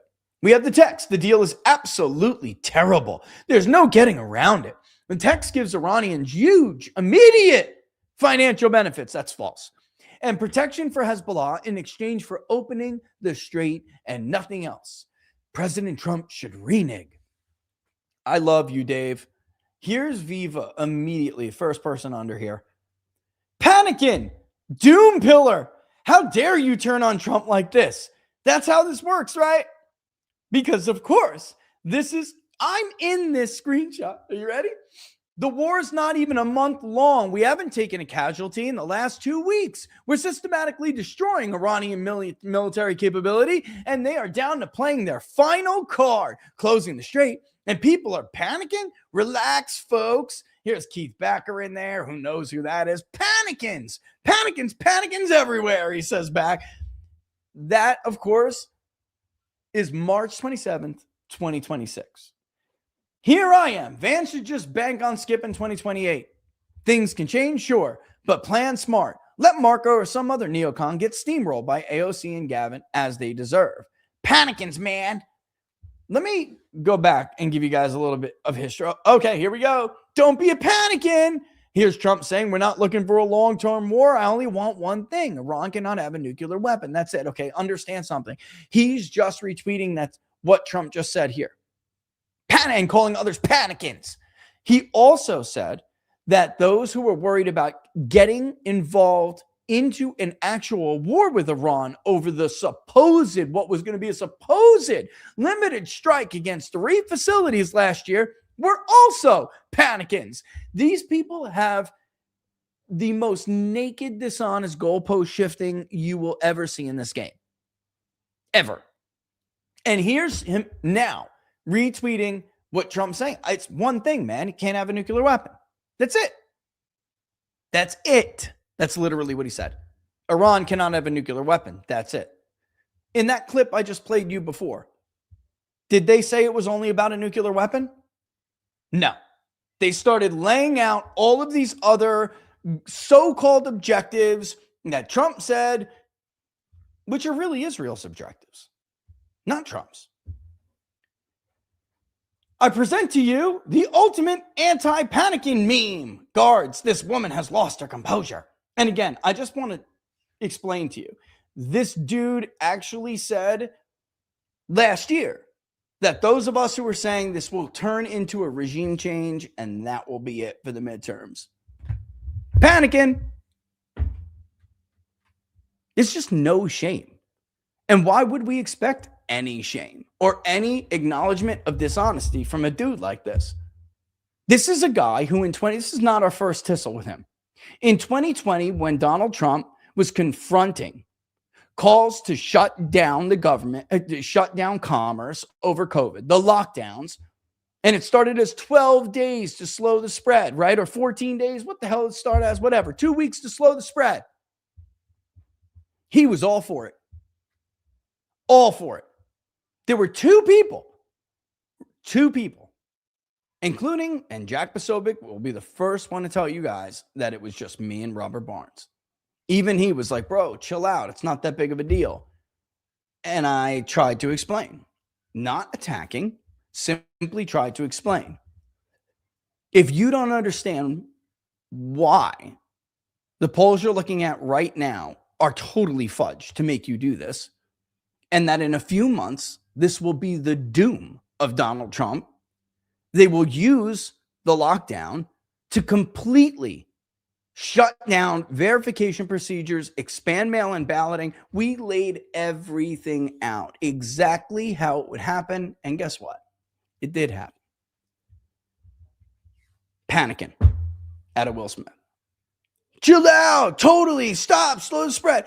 Only months later, when it became clear that they were not going to do 2 months, 2 weeks, then 2 months, then it became an obvious Fauci tyranny exercise. And they, of course, did use it to force vaccines on us. They used it to shut down schools. They used it to steal elections. Exactly what we said would occur, despite the fact that there actually was quite a bit of empirical evidence on SARS-related viruses that we could have looked at. Tons of studies of studies about how what should be the proper playbook when it comes to a SARS-related pandemic. They ripped that playbook up and rewrote it with all sorts of bogus projections about fatalities that never happened. Only when it became clear that this was a massive con and being used, as James Madison said, crisis is the rallying cry of the tyrant. Only later much later, did Will Chamberlain decide he's anti-COVID lockdown. And matter of fact, I'm going to turn on Trump because he should have known better. And he did. Fast forward to 2024, even though Donald Trump was fighting the COVID tyranny, which we proved, Barnes and I proved this over and over, before any other governor, Donald Trump before Easter said, look, this was supposed to be 2 weeks. He went on camera and contradicted his own officials over and over again. Pfizer hated him to the point where they didn't even want the world to know that Donald Trump was telling the truth about when the vaccine would be delivered, October and definitely by January. They were so pissed that Donald Trump went against the lockdown so early. We got to let people pray, man. The nation was founded. And he said, and I believe I want to get the quote right, the cure cannot be worse than the disease, is what he said after Fauci came back and Deborah came back and said, you know what, 2 weeks isn't going to cut it. And he was like, what about church? What about worshiping God? They have to be able to worship God. It's Easter. This piece of shit started lying and saying how Ron DeSantis was the only one to push back against COVID lockdown. In fact, he turned on Trump over COVID lockdowns he once supported and then supported Ron DeSantis because of it, even though Donald Trump started to fight the COVID lockdowns before Ron DeSantis. He fucking opposed Donald Trump even when he was being arrested. Excuse me.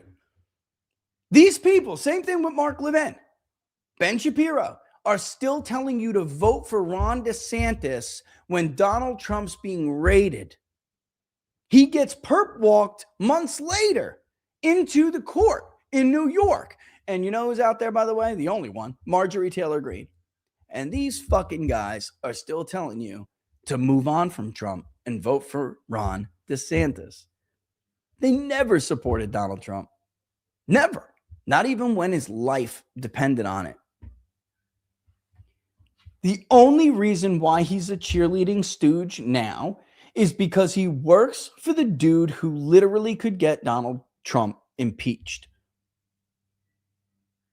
He just dropped Wall Street Journal just dropped a new article yesterday about the Paramount Time Warner merger.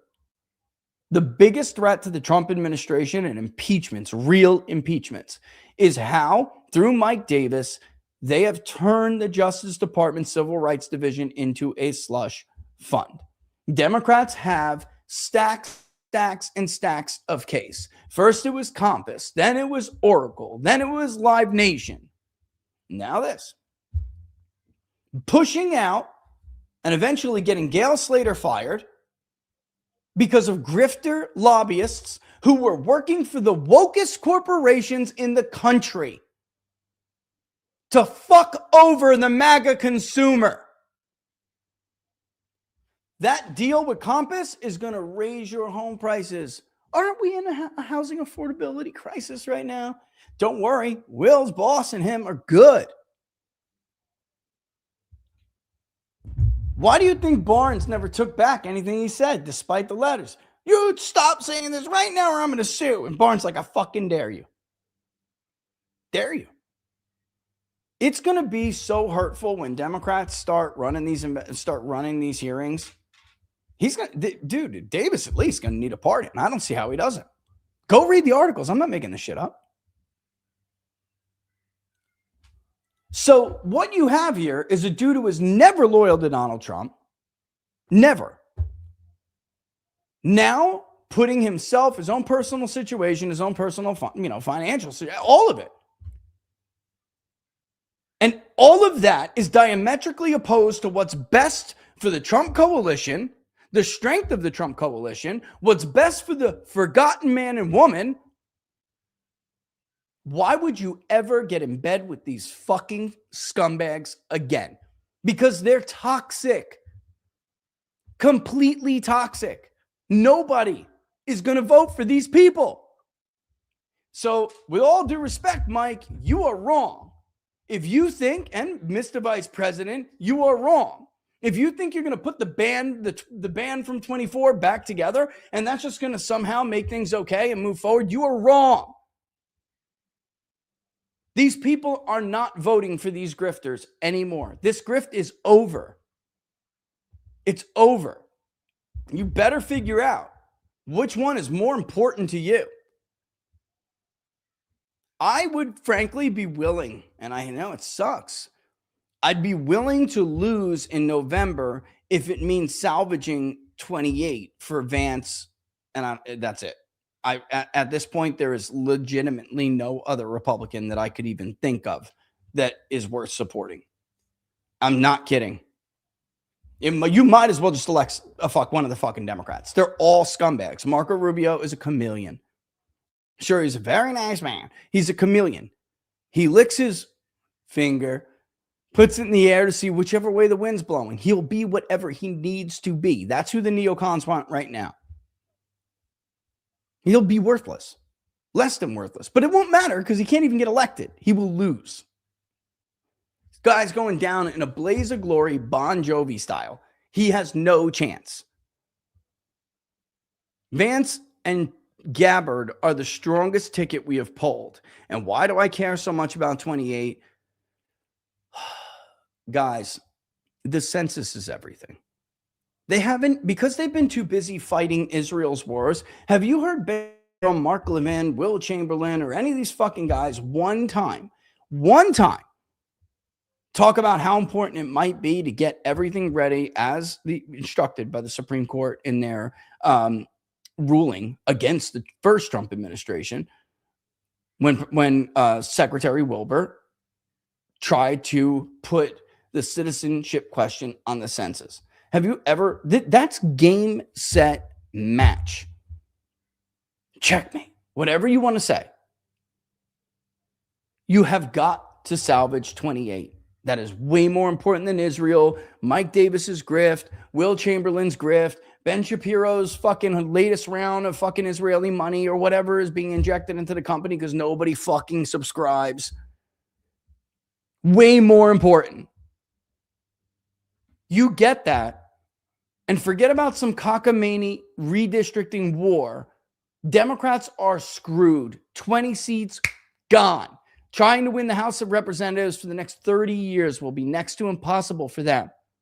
Let's see, what else is controlled by the census again? Right, the Electoral College.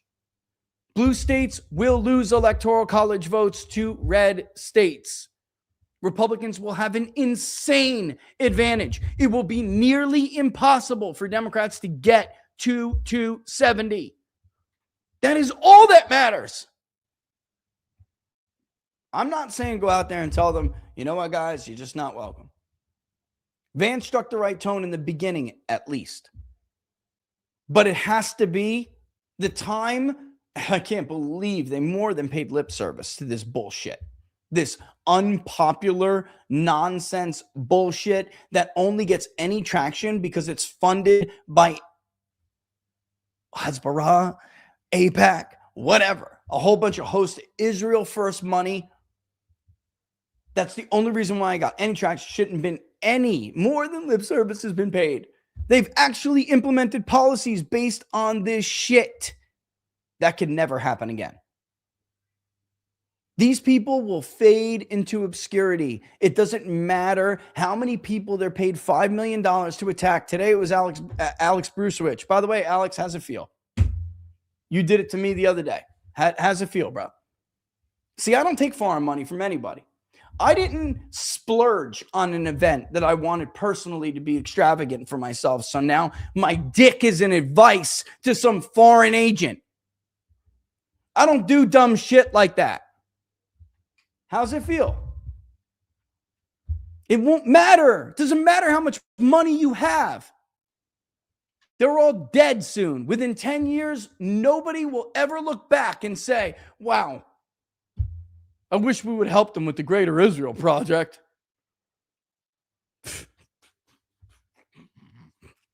And the funniest thing about this is that money can make you arrogant.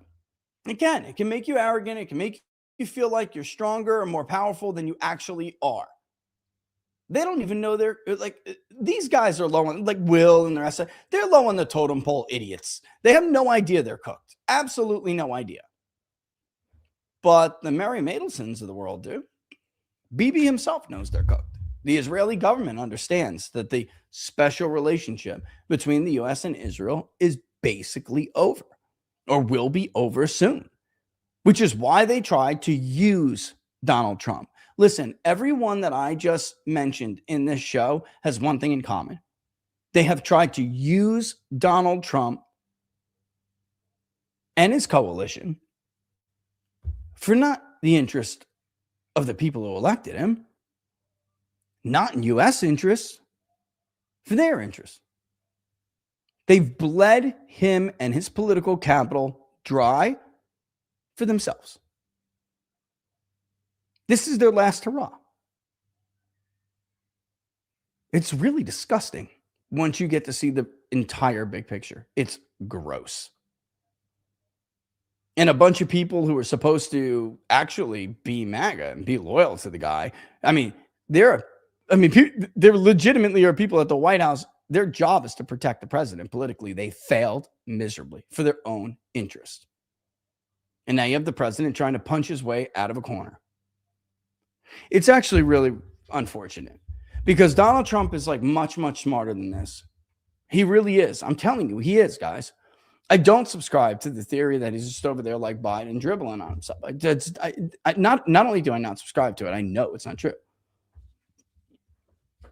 Is he as sharp as he used to be? No. Even my old man is, definitely a Trump voter. And I said, I wouldn't want that job at our age because he's roughly his age. Who the hell wants that job at this age? I'm not as sharp as I used to be, but he's sharp. Sharp enough. Look at what he's saying. He's doing this because he knows he has realized the predicament he is in. It's such tragic. It's just so tragic. By the way, you know who else does? Lindsey Graham. Guy knows his ass is on the line. Why would Lindsey Graham do this? What incentive? Graham loves war. Graham hasn't met a genocide that he wasn't willing to fund. Dude loves killing little Arab kids. Yeah, man, we'll bomb everybody. What are you saying? Level them. Right? That was the word he used. Sir, do you know what total victory looks like? I mean, you really got to annihilate, but yeah, man, like we did to Berlin. Japan, man. Whoa. Senator, we dropped 2 nuclear weapons on them. Yeah, that's it. That's what I'm talking about. Republican Party's never been better. We're killing all the right people.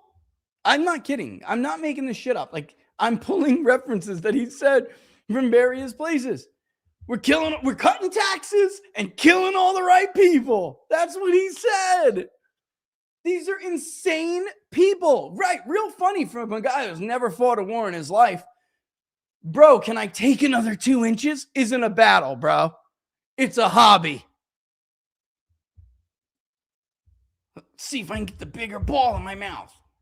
That ain't a war, dude. All right. And yet, here's what he wrote. I just had a very lengthy and productive discussion with Peace Missions and Witkoff about the state of play regarding Iran. After this discussion, it is my opinion that signing the MOU will be beneficial to the United States. In as much as the Strait of Hormuz will begin to open and the hostilities with Iran will stop. Whether or not the United States can reach an acceptable, verifiable deal with Iran regarding its nuclear program and other issues is yet to be determined. But I see little downside to trying. This fucking guy. In case you don't know what he's doing here, he is placating Trump. This is nothing Donald Trump couldn't have got from Mark Lynch. Would you say, oh, but Rich, he's going to help deliver the Senate when he needs that vote? Excuse me. It remains to be seen, but I see little downside to trying. That is code for, hey, remember when I blackmailed your passage of the BBB until you gave me what I wanted, which was strikes on the 3, military strikes against the 3 nuclear program sites Iran had? Yeah, I'll fucking do that again. The economic stability that comes from opening up the strait and cessation of hostilities could create a pathway to peace well beyond the Iranian conflict. Oh, God. The expansion of the Abraham Accords and normalizing relations between Saudi Arabia and Israel is President Trump's and my ultimate goal. Yeah, but see, here's the problem. That's not Ben Shapiro's ultimate goal. That's not Mark Levin's ultimate goal. I don't know what Will Chamberlain's ultimate goal is. I guess it's whatever who pays him for what. It sure as hell isn't Bibi Netanyahu's ultimate goal. I feel bad for the Israeli people. I really do. And you would say, you might be tempted to say, but Rich, the government you elect is the government you deserve. We're Americans over here. Don't quote Jefferson at me. Jefferson gave us a republic, if we could keep it, Benjamin Franklin. They have a Knesset parliamentary system. This guy gets elected with paltry pluralities. And then he copy and pastes a governing coalition with other minority parties who win seats. That's how he has stayed in power. Polling looks real bad. I don't know if Tony Fabrizio is going to be able to save Benjamin Netanyahu this time.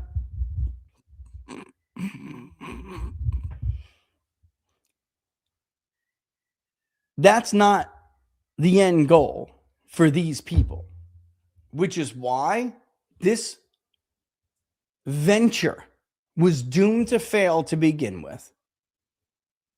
You can't rely on people who have always hated you to be loyal to you, to tell you the truth when your most loyal friends and allies are telling you the opposite.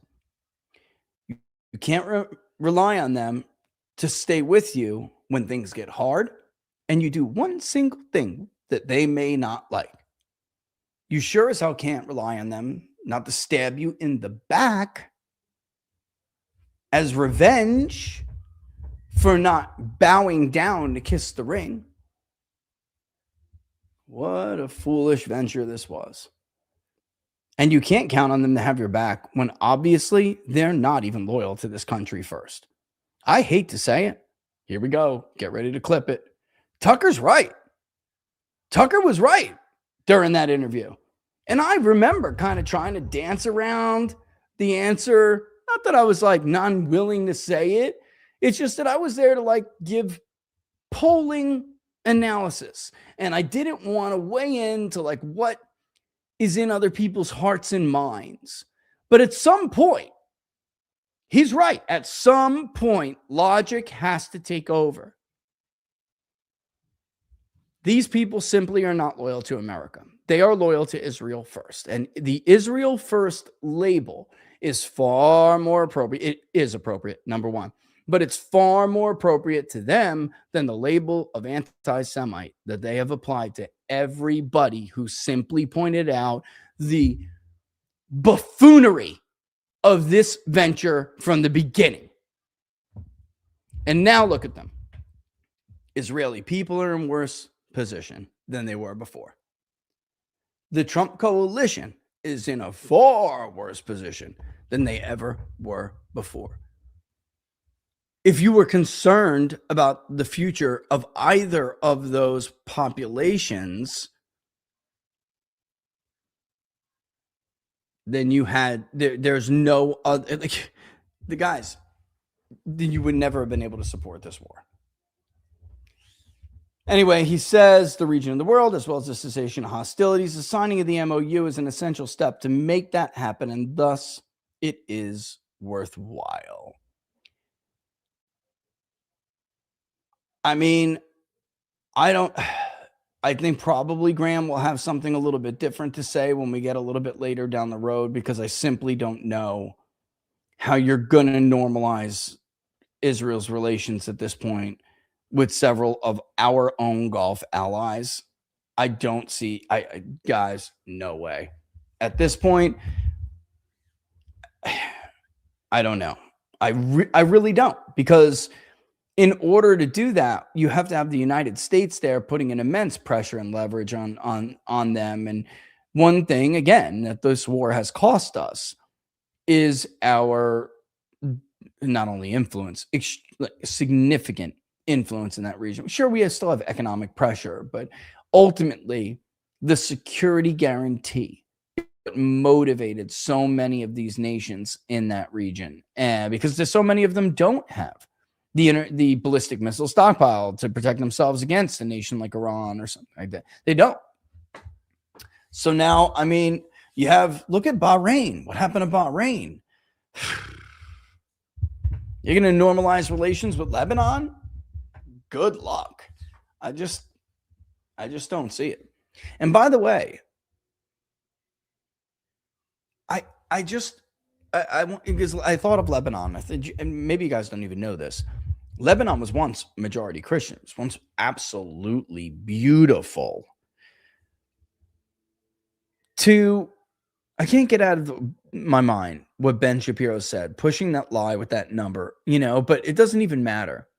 Even if we said it was 40,000, 50,000, it doesn't come anywhere near the number of bodies that Israel has on their hands over the years. The backing of all of these terrorist organizations that then go on to become our enemies. I mean, it's unbelievable. The playing and the backfiring that had happened. Syria's an effing mess right now because of their regime change war. They wanted to get rid of Assad, so they funded essentially Al-Qaeda to do it. And it's just disgusting. You have all these factions, caused a huge humanitarian crisis.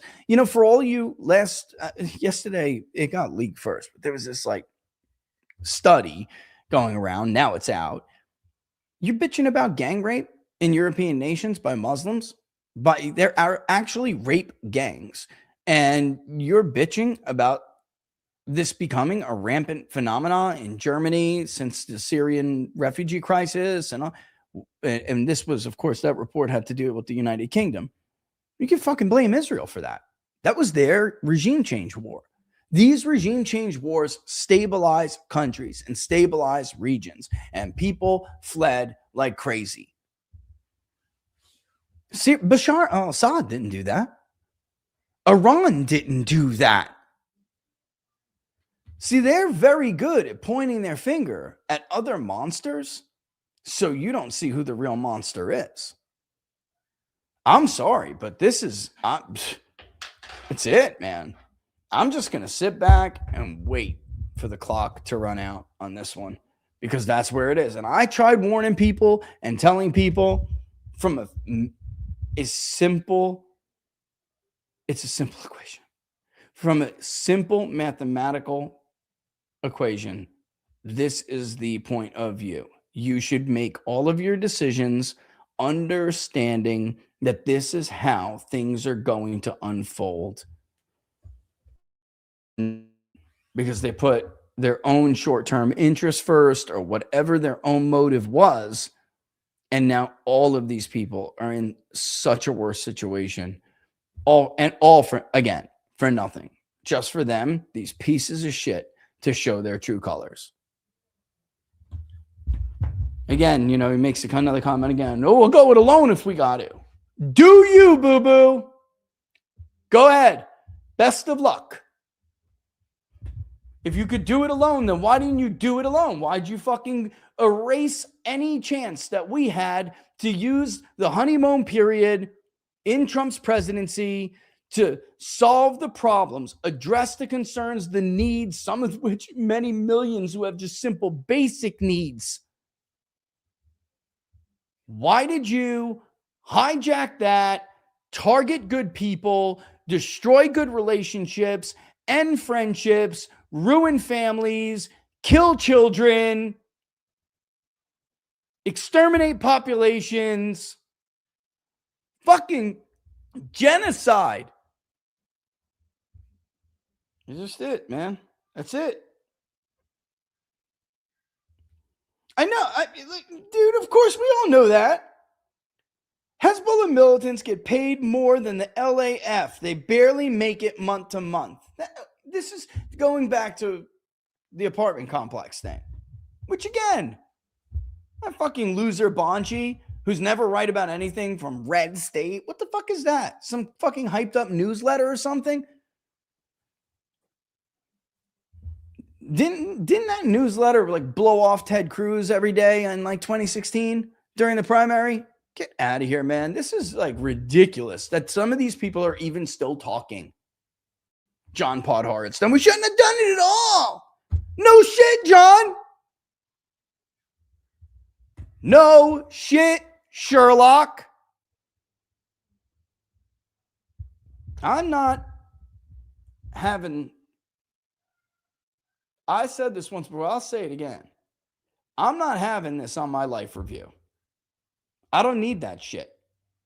I have my own baggage. I got to go step in front of the Lord and like beg and plead for him to forgive me for. I don't need this shit. We should have known better. And it's deeply, deeply disappointing to me that so many of these people that I know should have known better. And they got caught up, twisted up, and fucked up.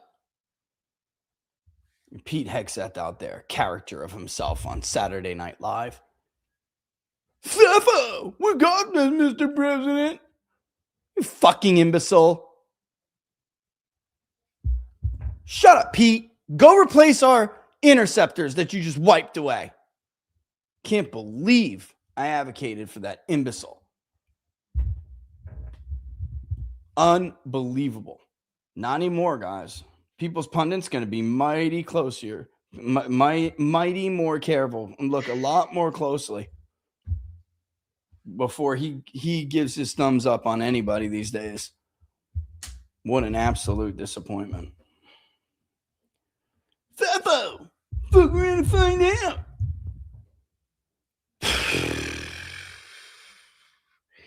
All right, let's do some. Let's go. Q&A time.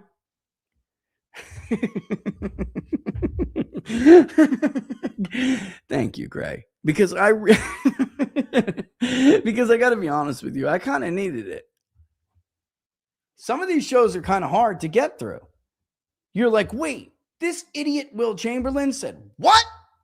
Why is he still talking? Oh, right. Cash rolls everything around me. Cream, get the money. Dollar bill, y'all. Doesn't matter if it's a BBBB buck, y'all. MAGA frauds. Rubio will rally the base to win the presidency 2028. Fuck around and find out. Guy's gonna, and Gray, of course, is our resident sarcastic troller. He's going to get destroyed, Gray. Destroyed. And that's why I'm like, again, I see a way out of this. The census is all that matters. We're never the domestic policy agenda. It's gone. It's not going to happen. Okay. We're lucky to keep the border closed for the time being. We're not getting anything else. The president should hold firm on the SAVE Act. This is why, again, the same idiots fighting the same idiots over and over and over again. John Thune with the SAVE Act. The truth, did you see what he said? The truth is, so many of these senators hate Donald Trump so much, I can't force him to do it. Yeah, okay. Let's see if Chuck Schumer would tolerate that from his caucus. The truth is, John Thune hates Donald Trump. Thus has no incentive. He just went to the floor of the Senate yesterday, I believe, if not 2 days ago, to say, we got to get this clean FISA. And just, dude, you're the guy they used it against, weaponized it against. You could just be like, you think I'm kidding? I was a victim of this shit. I promised to completely obliterate the deep state. Do you remember that, guys? Yeah, we're not getting into that either. So let's at least focus on the census. Yeah, man, he is. JD's on a World War tour trying to unfudge this debacle made by Trump getting dog walked. That's it, bro. I mean, he can't say it. I will. That's exactly right. Hope this works out for JD. Narco Marco, MIA. Right. Is it Halloween? Why is Rich dressed as a lobster? Brother, can a man get some sun? 2 years ago, I had a vitamin D deficiency because I was stuck in the office all the time doing nothing but polling. Here's Laura. She'll tell you. I literally got prescribed vitamin D because I was never out in the sun. Oh, for real. Brother, let me go out and get a little red. Let me get a little lobster. So I had to go get Rich a little tent for his computer. Yep, she did. So he could actually sit in the vitamin D. Now I'm sitting out when I'm home. I'm sitting out on the deck of the pool area with this little tent she got me so my laptop doesn't fry from the sun. Amazing how much it works. I fry, but I don't care. Let's go.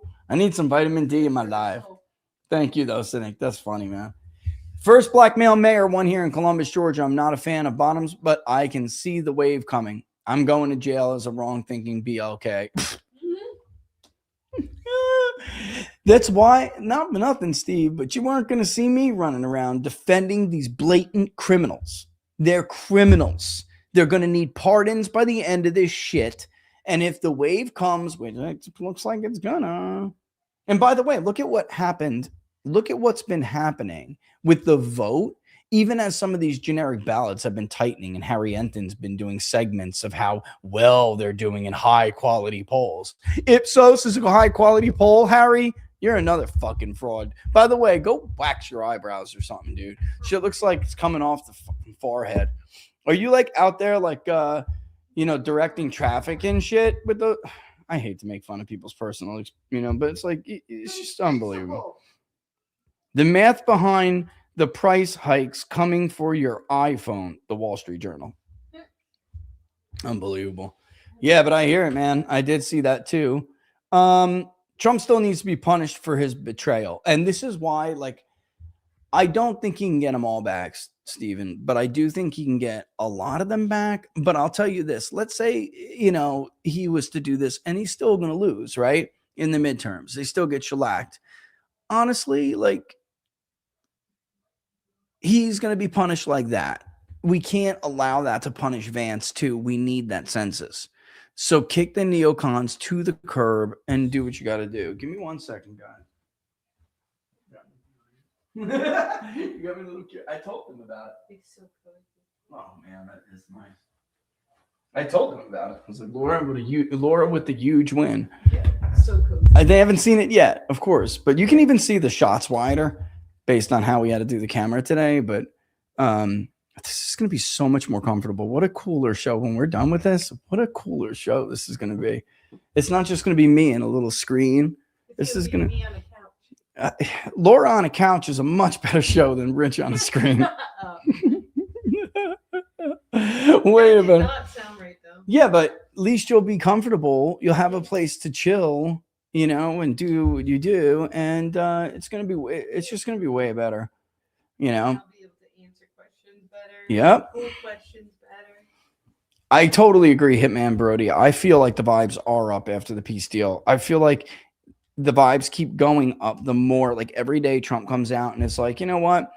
Yeah, it's like we went from the greatest ally to the tiny partner or the little partner, or you called this is what needs to be done. He needs to constantly on a daily basis watch how you talk about the Israeli people, because it's not their fault, but you have to bitch BB on a daily, dude. On the daily, hammer that dude. And who cares what these dumb paid off neocons say? They're loud because they're being paid by Hasbara money. They're loud because they're scumbags and the neocons have all the money. That's it. And I actually wanted to show this. Do I have Charles Spearings? I do. So Charles Spearing used to work for he works for the Daily Mail now. Used to work for the Washington Post, I believe, at one time. Anyway, he says this. So he puts on this quote. Actually, it's a quote report. He says, JD Vance calls out critics of the Iran war who say they're out and blackpilled on Trump, calling it very immature. You have to stay engaged in the process. The reason why neocons are much more effective in politics than the people on the other side in our coalition is because they play the game. That's part true. That's partly true. It's not entirely true. And I understand what the vice president is saying, but this is what he doesn't understand. The neocons are effective because they have more money. And the new right, who once flew under the MAGA banner and elected Trump because they believed he could overcome their money. They have only recently, new MAGA, real America First, only recently begun to discover alternative allies in tech, et cetera, where they could get money. Yeah, I mean, FAGA is just got money, but it's literally going to be dead soon. Literally dead soon. So, I mean, who cares? You know, like, who cares? Just move, keep going. And we'll look at, unfortunately, you know, the best case scenario is if Vance is able to weather this thing, doing what he's doing. We keep the census, we get that census. We lock Democrats out, and we'll look back at Trump as the last dupe of the neocon movement. And, you know, but with fondly that he snapped out of it. The way kind of like we did, hopefully, I don't think it's going to be quite as good as this, but as much as we can make it like COVID, where it was like, yeah, he screwed up, but then he corrected. Trump tried to correct within 2 weeks when he did the COVID lockdowns. This is not going to be that. So I'm not trying to blow I'm not trying to blow hot air, I'm not trying to blow smoke up your ass. Yes. Thank you. I'm not trying to gaslight you here. It's not going to be like that. But I'm saying, like, we can try to make it as much as we can like that. And we're never going to get back, everybody right away, but we will be able. I'm telling you, it will go the more and longer we humiliate these people, the longer it will go, the more it'll go toward doing that. And the group may not have money, but they have votes. That's all that matters. They have votes and they have the future. Yeah, they do. They have the future. This is what nobody seems to understand. If we chase them away to Democrats, we're dead for 50 years. We're dead. It's not going to go back and forth the way it used to. It's not. Democrats are going to get one of their Roosevelt, 30, 40-year domination periods. It'll be Gen X first. Generation X first. As the silent gen dies and phases out totally. And it's like Boomer 1 hanging on and being pushed by Boomer 2. It'll be the dominant group will be Gen X. And will be screwed, especially as those women shift to Democrats. And then right up behind that period, when that period's over, 10 years later, it'll be millennials. And we'll get hammered because the millennial male who once voted for Donald Trump as their last great hope won't even vote anymore, or not at large enough rates. And women will be Democrats. And if they do come back to vote, they're going to vote Democrat for somebody like John Ossoff, who's talking about the Epstein class. And then somehow, if we survive that period, which I don't think we will, but let's assume we do, make room for Gen Z. The most pissed off group of them all. They're going to elect a Mamdani, and we're all getting burned at the stake on Friday the 13th as retribution. It's going to be terrible. That's your future. Burn it down, baby. Burn it down before it happens. Link in the description. Read it, learn it. Rich, this is because I'm with, and let me just go back one, because I'm with Hitman Brody, man. We don't have to take this shit. We don't have to take it. We don't have to go down like this. Even if you're mad, I don't know, guys, I'm going to fight, I'm not going to just accept defeat. I'm not doing it. Yeah. Trump messed up. Okay. I'm not willing to sacrifice Vance to these fucking scumbags for it. I'm not doing it. Not doing it. Why? I have children. I hope one day to have grandchildren. And I know that doesn't make a lot of sense to people, Laura, who are younger and don't, those, especially younger millennials and, like Generation Z. I know it doesn't make that much sense to them. So it's very difficult for us to convince some of our younger friends to not be mad anymore. Not, friends and follow, But what I want to say is this: never have I ever heard in any generation, in any lifetime, say, especially at a young age, kids turning around saying, I don't think I'm going to have children if it's going to be like this. Have we ever heard that? Ever? I don't think so. I don't know if you guys, I'm sure you did hear, the amount of times we hear people say that from regular people and from voters. Like, I just don't And think I'm going to have kids. Young teenage kids. Yep.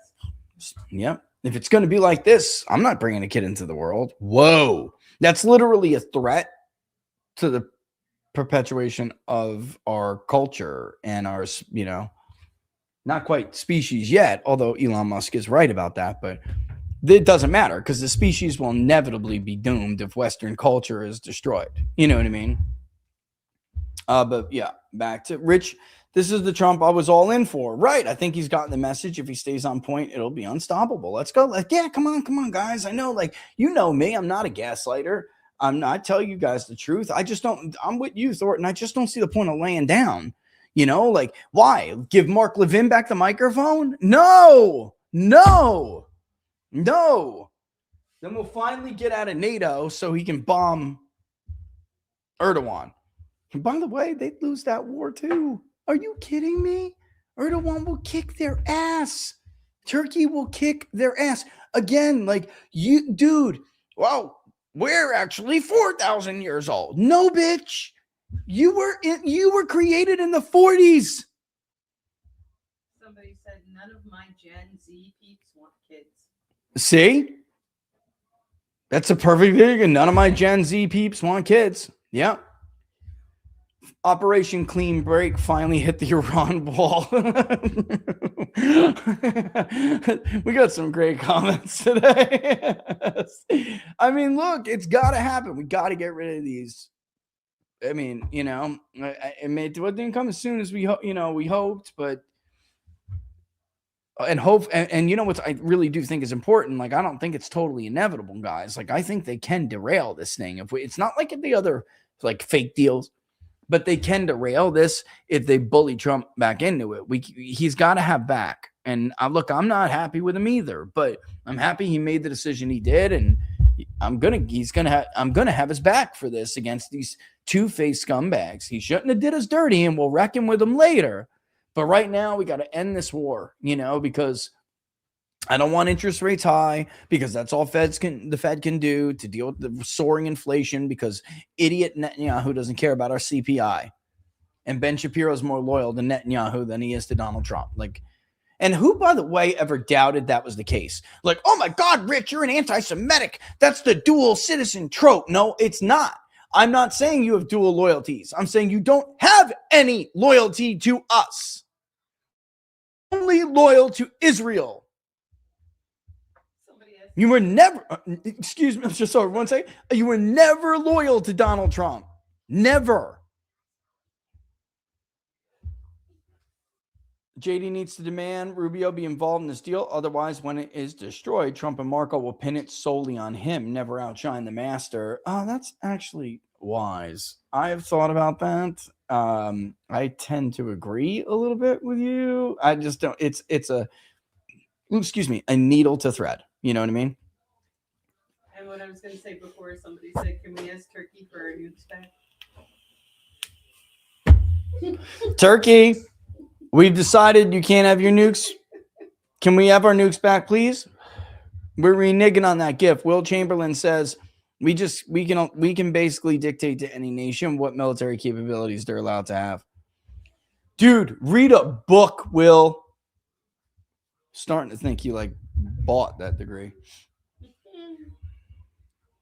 Like, never mind. I'm not even going down the Mel Brooks thing, because they'll be like, see, it's a trope. No, bro, it's Spaceballs. Okay? It was a funny movie. Spaceballs. You guys remember? Nobody did it better. I loved Mel Brooks, man. I did. He had some of the Robin Hood Men in Tights. Come on now. I love that movie. Robin Hood Men in Tights. Even the song, hilarious. But Mel Brooks, may the Schwartz be with you. You. Guys, if you're young and you're looking at me like, what on earth is he doing? You need to go watch Spaceballs. The best line is at the end when the Planet of the Apes look at them coming out of the nose of the statue, which is supposed to be like the Statue of Liberty. What is that? Coming out of its nose? Oh, Spaceballs. Oh, shit. There goes the neighborhood. So I should have got that scene if I knew I was going to bring it up. So Fight 250, medieval joust for Roman gladiator. It seems like a lot of kiss the ring going on. I mean, like, we got to fight. What are we going to do? What are we going to do? Not kissing the ring. I told you, the reckoning will come. I'm just not willing to give it all up. I'm just not. We all know the Israel-induced folly has ruined the midterms and destroyed our once glorious coalition. But I must say, if Trump actually goes as far as regime change in Israel, I and many America First only patriots would once again crawl over broken glass to vote for Trump a fourth time. Ending Israel as a threat to the civilized world should now be a priority. Listen, Ryan, I mean, I think it's like we're in the Great Awakening in this country right now. This special relationship was bought off. It was bought and paid for and created out of thin air. It didn't. Barnes and I have conclusively showed this. It did not exist before 1977. In the immediate aftermath of the Holocaust, Americans still did not sympathize with Israel over Palestine. It was not some great thing. Zionism was heresy until the early 80s in most Christian circles. It's horseshit. It's horseshit. And it has once again robbed us of our great opportunity. All we had to do after 9/11 was go murk some terrorists. We did not have to go get rid of Saddam Hussein for Israel. All the money, the blood, the treasure wasted. By the way, another great book. Maybe we'll go to it after the Israel lobby. The Long Road to Baghdad. It's a great book.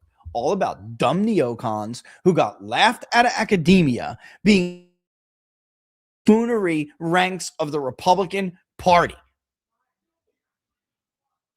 Tune in to Chunkster tonight, 9 p.m., to discuss what the admin or JD, if 47 gets removed, needs to do to correct course. Rumble the Chunkster. Oh, no, rumble.com, the chunk /the Chunkster, youtube.com @the Chunkster. Tune in. And by the way, I will, don't let me forget. I'll retweet it. Can you please out Tim Pool? His BS is infuriating. Idiocy about polling. I haven't seen what you're talking about, but I'll check it out. I've noticed Tim has not asked me on recently. And I understand Tim's frustration. And like there's all this talk about, hey man, Tim take the BB bucks. I even understand why he did. Because it's just like being honest doesn't pay.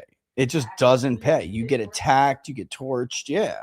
You get blacklisted. It's like, I get it, but just to me, I don't know, man. You can take those BB bucks and stick them up your ass. You can take the MAGA ink bucks and stick them up your ass. Like, I don't need that. I just don't. Would it be nice if they paid me the way Democrats paid David Shore simply because I'm the smartest one around? Sure, but I'm not kissing rings or ass for anything. You either see the value of it or you don't. Then get lied to. Then hire dudes who get pushed in the village, and that's it. Best of luck to you. It's astounded me since this BS started that they can't understand these bastards were always never Trumpers. So to only be around as long as their grip was beneficial, be it money or ideology. How much money have they made as we have suffered? Amen. Here. Can I get a here? Let's pretend we're in the House of Commons. Rattle the table. Well said. That was so perfect. Also, the Russian bomber also went down. It's got to be aliens. Right, Dread Robert? It's the aliens. Meanwhile, on several Discord channels being monitored by certain agencies, they're celebrating it. We went from being their greatest ally, their great partner, to laughing at 8 servicemen and women dying. According to Rabbi Walicki, there is no such thing as the Greater Israel Project. They're so full of shit. They have no reason to want to destroy Lebanon or Turkey. They want parts of Turkey specifically, that the money we send them is minimal. They get more selling their weapons. They only want terrorist factions out of Lebanon. Then they want peace with them. Can you believe? Oh my effing God, I was dying. Was so done. Stick a fork in me. Throw a spoon for good for measure. Can't wait to hear what you got to say about that shit. Start venting, my man. Yeah, that's just total horseshit, but why would we be surprised? We just watched Ben Shapiro go echo a line used by Israel, which has been debunked by every human rights organization and every watchdog group. And they just don't give a shit. I was trying to show you before. Bonchi, for hours, he had a community note over his attack on Donald Trump, saying that where does this guy, he says, after saying how great Donald Trump is for fighting Israel's wars for them, for, his preferred nation, the nation he's really loyal to, he refers to the president as, where does this guy get his news from? He's the president of the United States, you stupid, arrogant piece of shit. He knows way more than you. Where does he get his news from? That dude immediately found out about that 4-year-old girl and was pissed. You killed a 4-year-old girl and other innocent people in an apartment building, and you lied to us and said it was Hezbollah. They don't care. They just don't give a shit. Care about their lives. So those people are less. They are less than them. Can we really just say what this is really all about? I've gotten so much trouble for simply pointing out, like, people like them are supremacists. They are. They don't look at Arabs as people. They don't look at Palestinian Christians as people.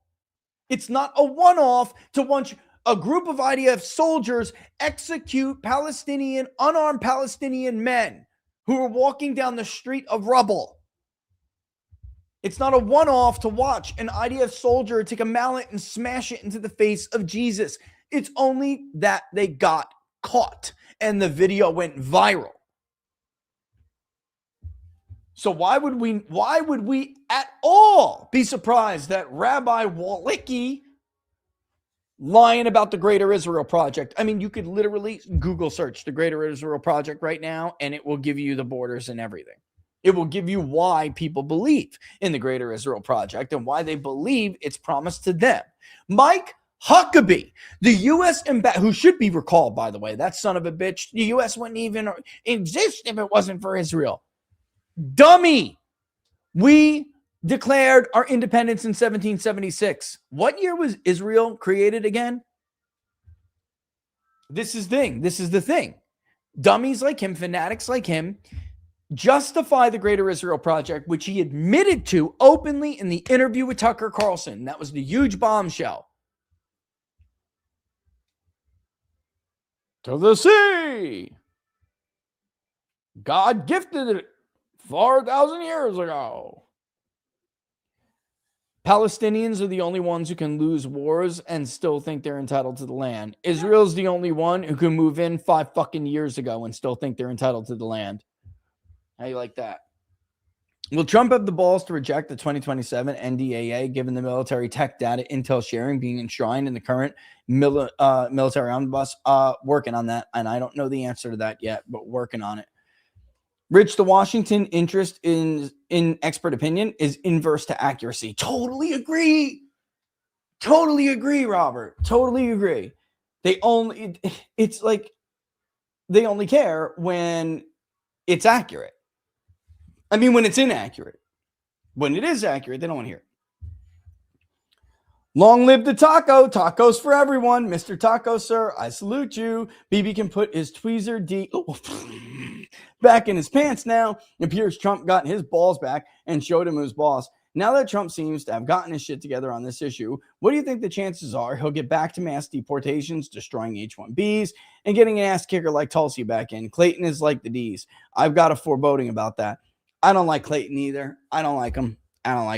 Did you see what happened today? They messed with the appointment. So Trump said, I'm not giving the FISA until they give me the SAVE Act. I mean, I woke up this morning and I saw that and I was like, oh my God, is he really going to say that? And they did. A couple hours later, there was like a rapid response tweet or something. And I was just elated, over the moon. But we'll see. That's why. But another reason I think the answer to that question is P pick and cute. I'm P pick and cute. I think the answer to that is, does he have enough support? I mean, I said this on Monday. Trump's transactional. He really, really is. He's transactional, and he will not. He's going to go where he thinks he's getting support and praise, and he has a chance. And this idea of 4D chess or any D chess has always been bullshit. Like, he needs support. He needs back right now, and believe me, I'm not thrilled. But I think of it like this: like, I'm not just giving it to him. You know what I mean? I've never seen Rubio's hands. Does Marco have a coke nail? Oh, probably. Have you seen the pictures? Google Marco Rubio hot tub. Rubio could shut down every H-1B visa immediately. We have this guy's a total fraud. He was my senator. I remember I'm meeting when he was running for Senate against Krispy Kreme in the Republican primary. And he didn't give two shits about conservatism or the Tea Party movement. He didn't care. He literally had to be explained that if you don't do this, you're going to lose. Like, you understand, you're going to lose. And he was down badly. And then all of a sudden he became the Tea Party insurgent, the conservative lane. He's full of shit, man. And he's not MAGA either. He's whatever he needs to be. He's like, yes, yeah, huge.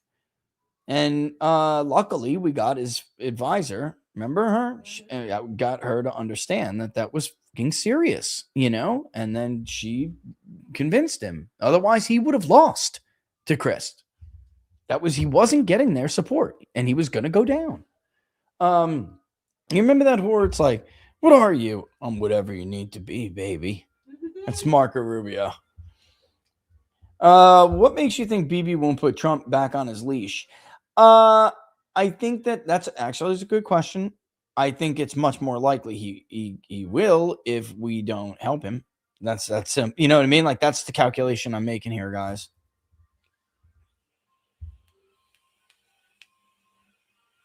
Wait, I got to go back to Blondie's thing. I missed some of it. We have nearly 2,000 American medical students, graduates who get residency jobs. Well, 1/3 of our residency slots went to foreign medical graduates. We fund those through Medicare. Now, Pakistani doctor is head of Texas Medical Board and wants to let Indian and Pakistani doctors skip residency requirements to get a Texas license. And Greg Abbott is on the take. Is a huge issue in Texas. Holy crap, I got to look into that. I have no idea, but if that's true, that's outrageous. You know who would know about that? Mark Mitchell. Man, he hates the H-1B thing. And that's probably because he lost his job over it. Shit, I would have been an aerospace engineer if it wasn't for this scam. Maybe that's a good thing, a blessing. But shit, guys, it would have been nice. I had plans. Wasted pilot's license. Although I would like to go and finish that. Yeah, I would, babe. I really would. I think it's a great idea. She does. I think me and you should fly away into the sunset. The only thing Trump can do is step down and give JD a chance. Well, I'm telling you right now, that's why it's like this guy in his mouth, Will Chamberlain, working for Davis. The biggest threat to the Trump administration is the corruption from Mike Davis of the Antitrust Division. They're all over him. He's going to need a pardon. I'm telling you, they don't talk to Democrats. I do. It's serious. They have been, and you know who else knows this, by the way? Emerald Robinson. She has that story down, quite thorough. There are many investigations against various people, some of which Barnes and I brought up, again, only when it became obvious it was out. But it's bad. It's bad. Owen says, I will never forgive Trump. I will also never forgive Israel, the nation, and the people. I was thinking about you, Owen, when I was saying before that it's just much harder to convince somebody like you what I'm saying, because like you don't have kids yet, but like if you did, it's just a different world, brother. It really is. And I understand why you wouldn't even want to have them, to be honest, but I get it. I do. I understand why you're so mad. And I'm not mad at you for it. I get it. But what he's saying, I'll never forgive Trump, never forgive Israel, the nation, and the people, including the ones in my nation pretending to be my country. I mean, they're the fucking worst, bro. You know what I'm saying? Like that, they are the worst. They've shown us who they really are, and I, for one, will never forget what that is. Yeah, They're traitors, bro. Like, that's it. They're traitors. And again, why should we be surprised? Because when Donald Trump was being perp walked and mugshotted, they were telling us to vote for Ron DeSantis. Like, that's it, bro. Like, done. Like, why would, and I just can't believe we went, this is what has shocked me, Owen, and everyone. This is what has shocked me for the last now almost 2 years, right? And it's not quite, but year and a half. How on earth could we even have entertained these fucking people? How on earth could we even have entertained these people? Especially since so many of the good people who gave up vast fortunes, who spent their own money, who put their own lives and liberty on the line. Peter Navarro went to jail. Steve Bannon went to jail. Robert Barnes and I spent our fortune of our own money. Right. What about the people on January 6th who died in jail because they had subpar treatment? Actually, less than subpar. Cancer. Suffering. Imagine suffering with cancer in jail and not getting treatment for it. Could you imagine that? Over what? Trespassing at best? Think about it. Lucky, yeah. Even though the door was Owen open, Schroyer.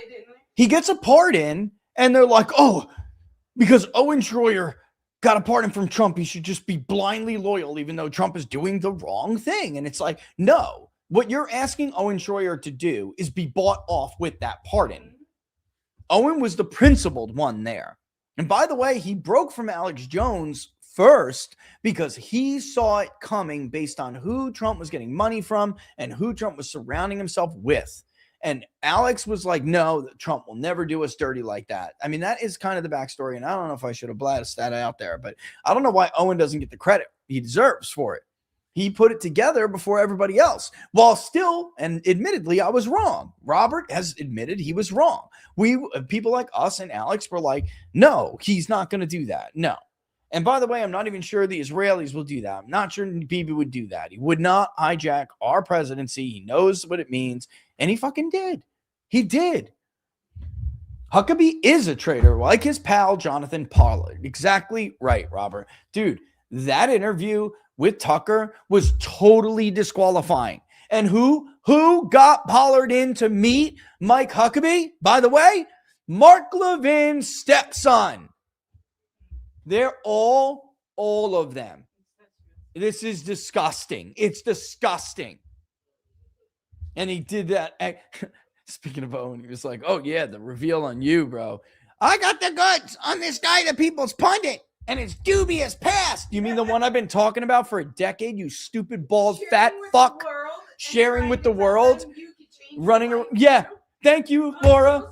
Running around the country trying to tell the world you can change your life too. If I did it, you can do it too. You got the great reveal, you stupid fat bastard. Scream some more, Mark. Scream some more.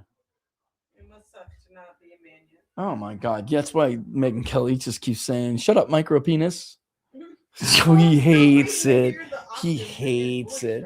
And then he did what he did to Jack yesterday. Listen, I've known Jack for years, man. Jack is another one. Personal, like how much he's gone, to bat for this movement, like while Mark Levin was supporting everyone but Trump in 2016, then was all on the DeSantis train. But also, he was so petty and acted like he didn't even know how to say Jack's name. And he acted like he didn't know who Jack was or how to say his last name. And then he called me what? This unknown pollster, criminal Italian from a criminal element. Yeah, so what? Basically, everyone in my neighborhood has mob family. So what? I don't care. I'm proud of my ancestors. Because they came to this country and did what they had to do to take care of their families. I don't give a shit. They did give you a better life. And they did it to give others a better life, of course. How about this? Fuck you, dude. How about that? So they weren't born with a silver spoon in their mouth, like you were. Jonathan Pollard, this traitor, with his grandson, with his stepson. Jonathan Pollard is probably the worst traitor in U.S. history, and this is who these people advocate for. Why, though? Because he stole those secrets and gave them to where? Israel. Nobody cares. Israel stole hundreds of pounds of uranium from Pennsylvania after we were explicitly told we do not want them to build a nuclear weapon. And you could say, like, oh, yeah, we always said that tongue in cheek.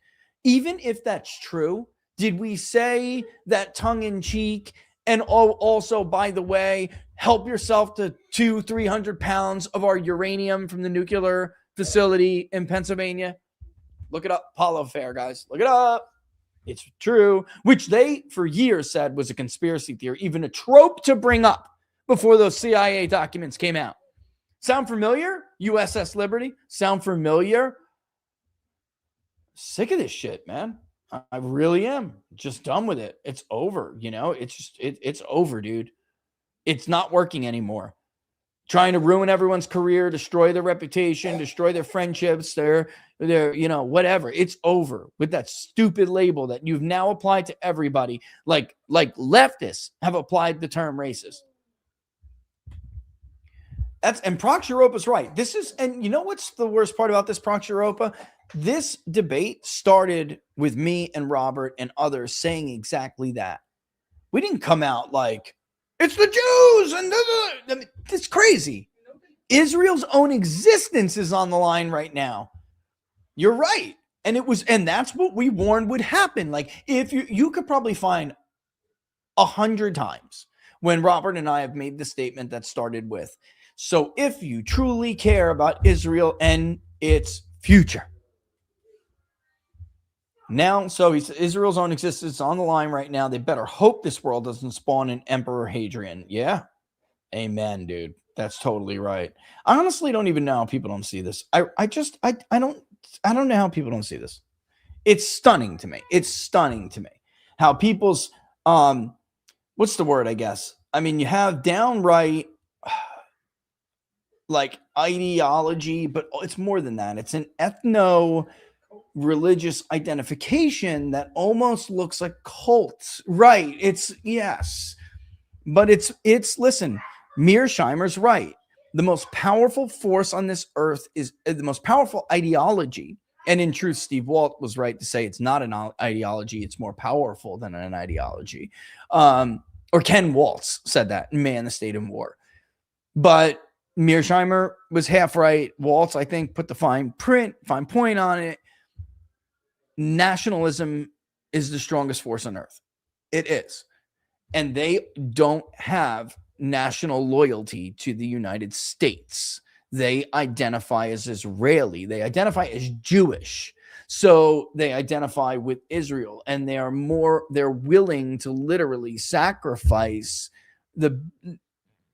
your lives. I mean, the lives of your kids that you send off to war, the future of the nation, the Trump presidency. That's nothing in the grand scheme of things. It's very obvious now, and it's unfair to say that we're not allowed to point that out while they blatantly, nakedly do it in front of everybody. As everyone's life is ruined and worsened, right? It's not right. I'm not playing that game, guys. The same way I rejected outright playing the Democratic game.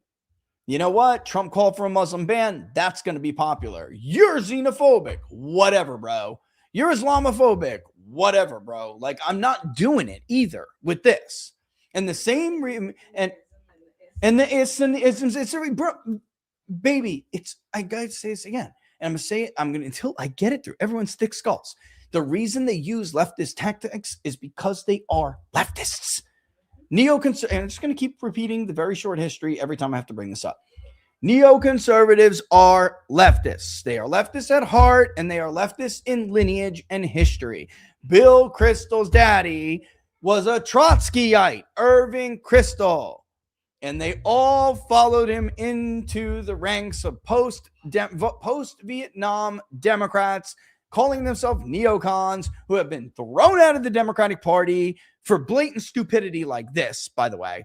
And they believe in using the term neocon is not a replacement for Jew, like Mark Levin has accused me and Jack Posobiec of doing.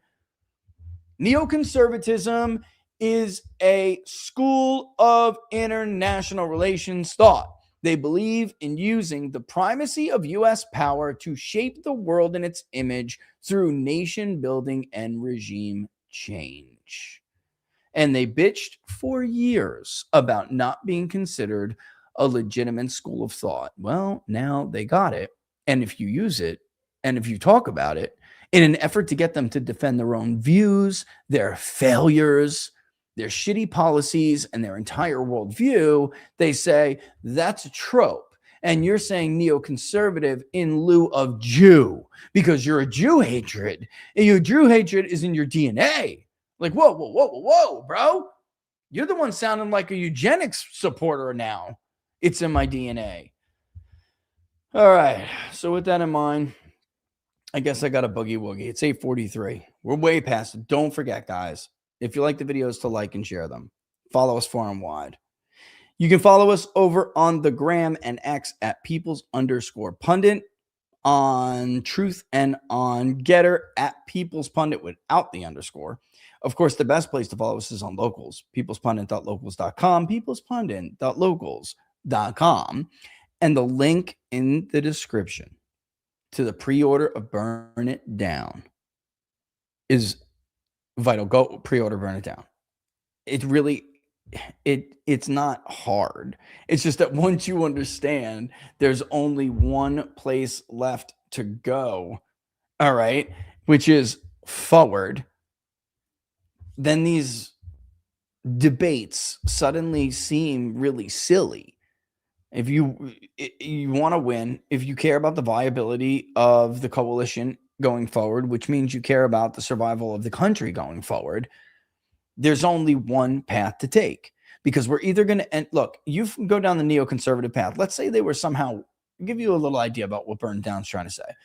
Let's say they were somehow successful in regaining control of the Republican Party and the American right, and they're the standard bearer. We're expired. We're going to be annihilated as a party, and we will get Mamdani.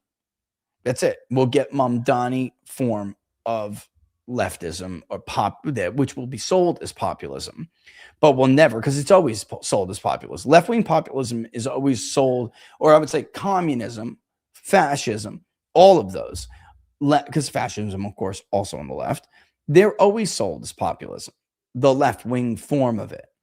And that's what we get, which ends up turning into what we all know. We're not exempt. Just because we are the United States of America does not mean we are exempt from the rules of human nature, from history, from human civilization. We will succumb to it just like everyone else has if we're not better. And there's only one way to do that. It's be smart. Meet the people's needs, because that's how regimes fail. They're not going for this bullshit fake conservative ideology. The age of ideology is over. Once these dumb, fat, bald, screaming idiots cork over, there's not even enough self-identified conservatives in Gen X down to keep conservative ideology above 30% identification. We're cooked. It's over. But the rise of moderates is very misleading, because they're not moderate. They want Julius Caesar to come back and fuck it all up. Want him to burn it all down. Give me what I need and burn it all down, which is what Caesar did. He did. He burned down the existing system, but guess what? He gave him a jobs program, didn't he? Gave him a meal program, didn't he? He gave them what they needed, and they loved him for it. Tell me, what happened to Caesar's conspirators? What happened to his assassins?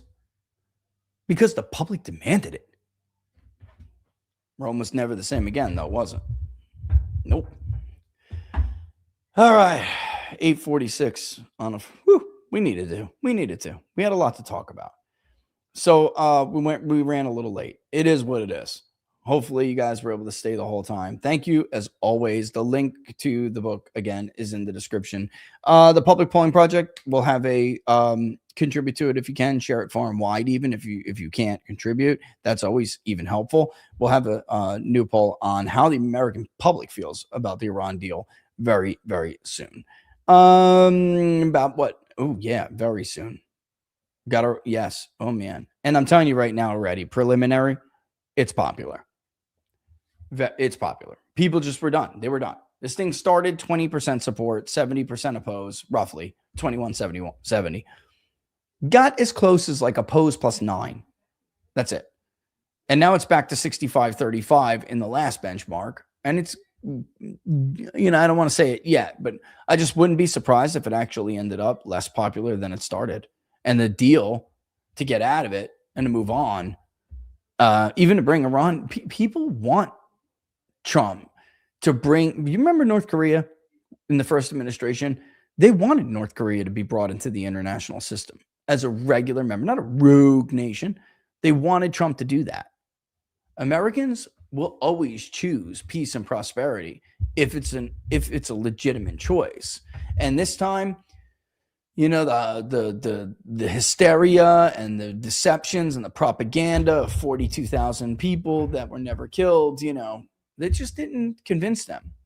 Mark Levin failed to convince people of his lie that Tehran had the capabilities to send a nuclear weapon to Chicago, Illinois, which he falsely claimed on his shit show, Mark Liberty and Levin, on fake news, Murdoch Inc. He failed to convince them. And now here we are. They won out. And we have to take an ass sandwich, a shit sandwich, guys. We just do. That's going to be the consequence of starting a foolish war that we could never win. All right. Love you all. Thank you so much for your support as always. We're going to roll on out of here now. It is warmer in here, man, right? Woo. Oh, you like it? Yeah. Oh, I'm fine. I'm ready to go get some ice. Are you kidding me? Yeah, well, it's Antarctica out there. Is it? Let's go. All right. Below zero, guys. He's trying to make me into a popsicle. Yeah. I like my women cold. What can I tell you? You just like me cuddling you.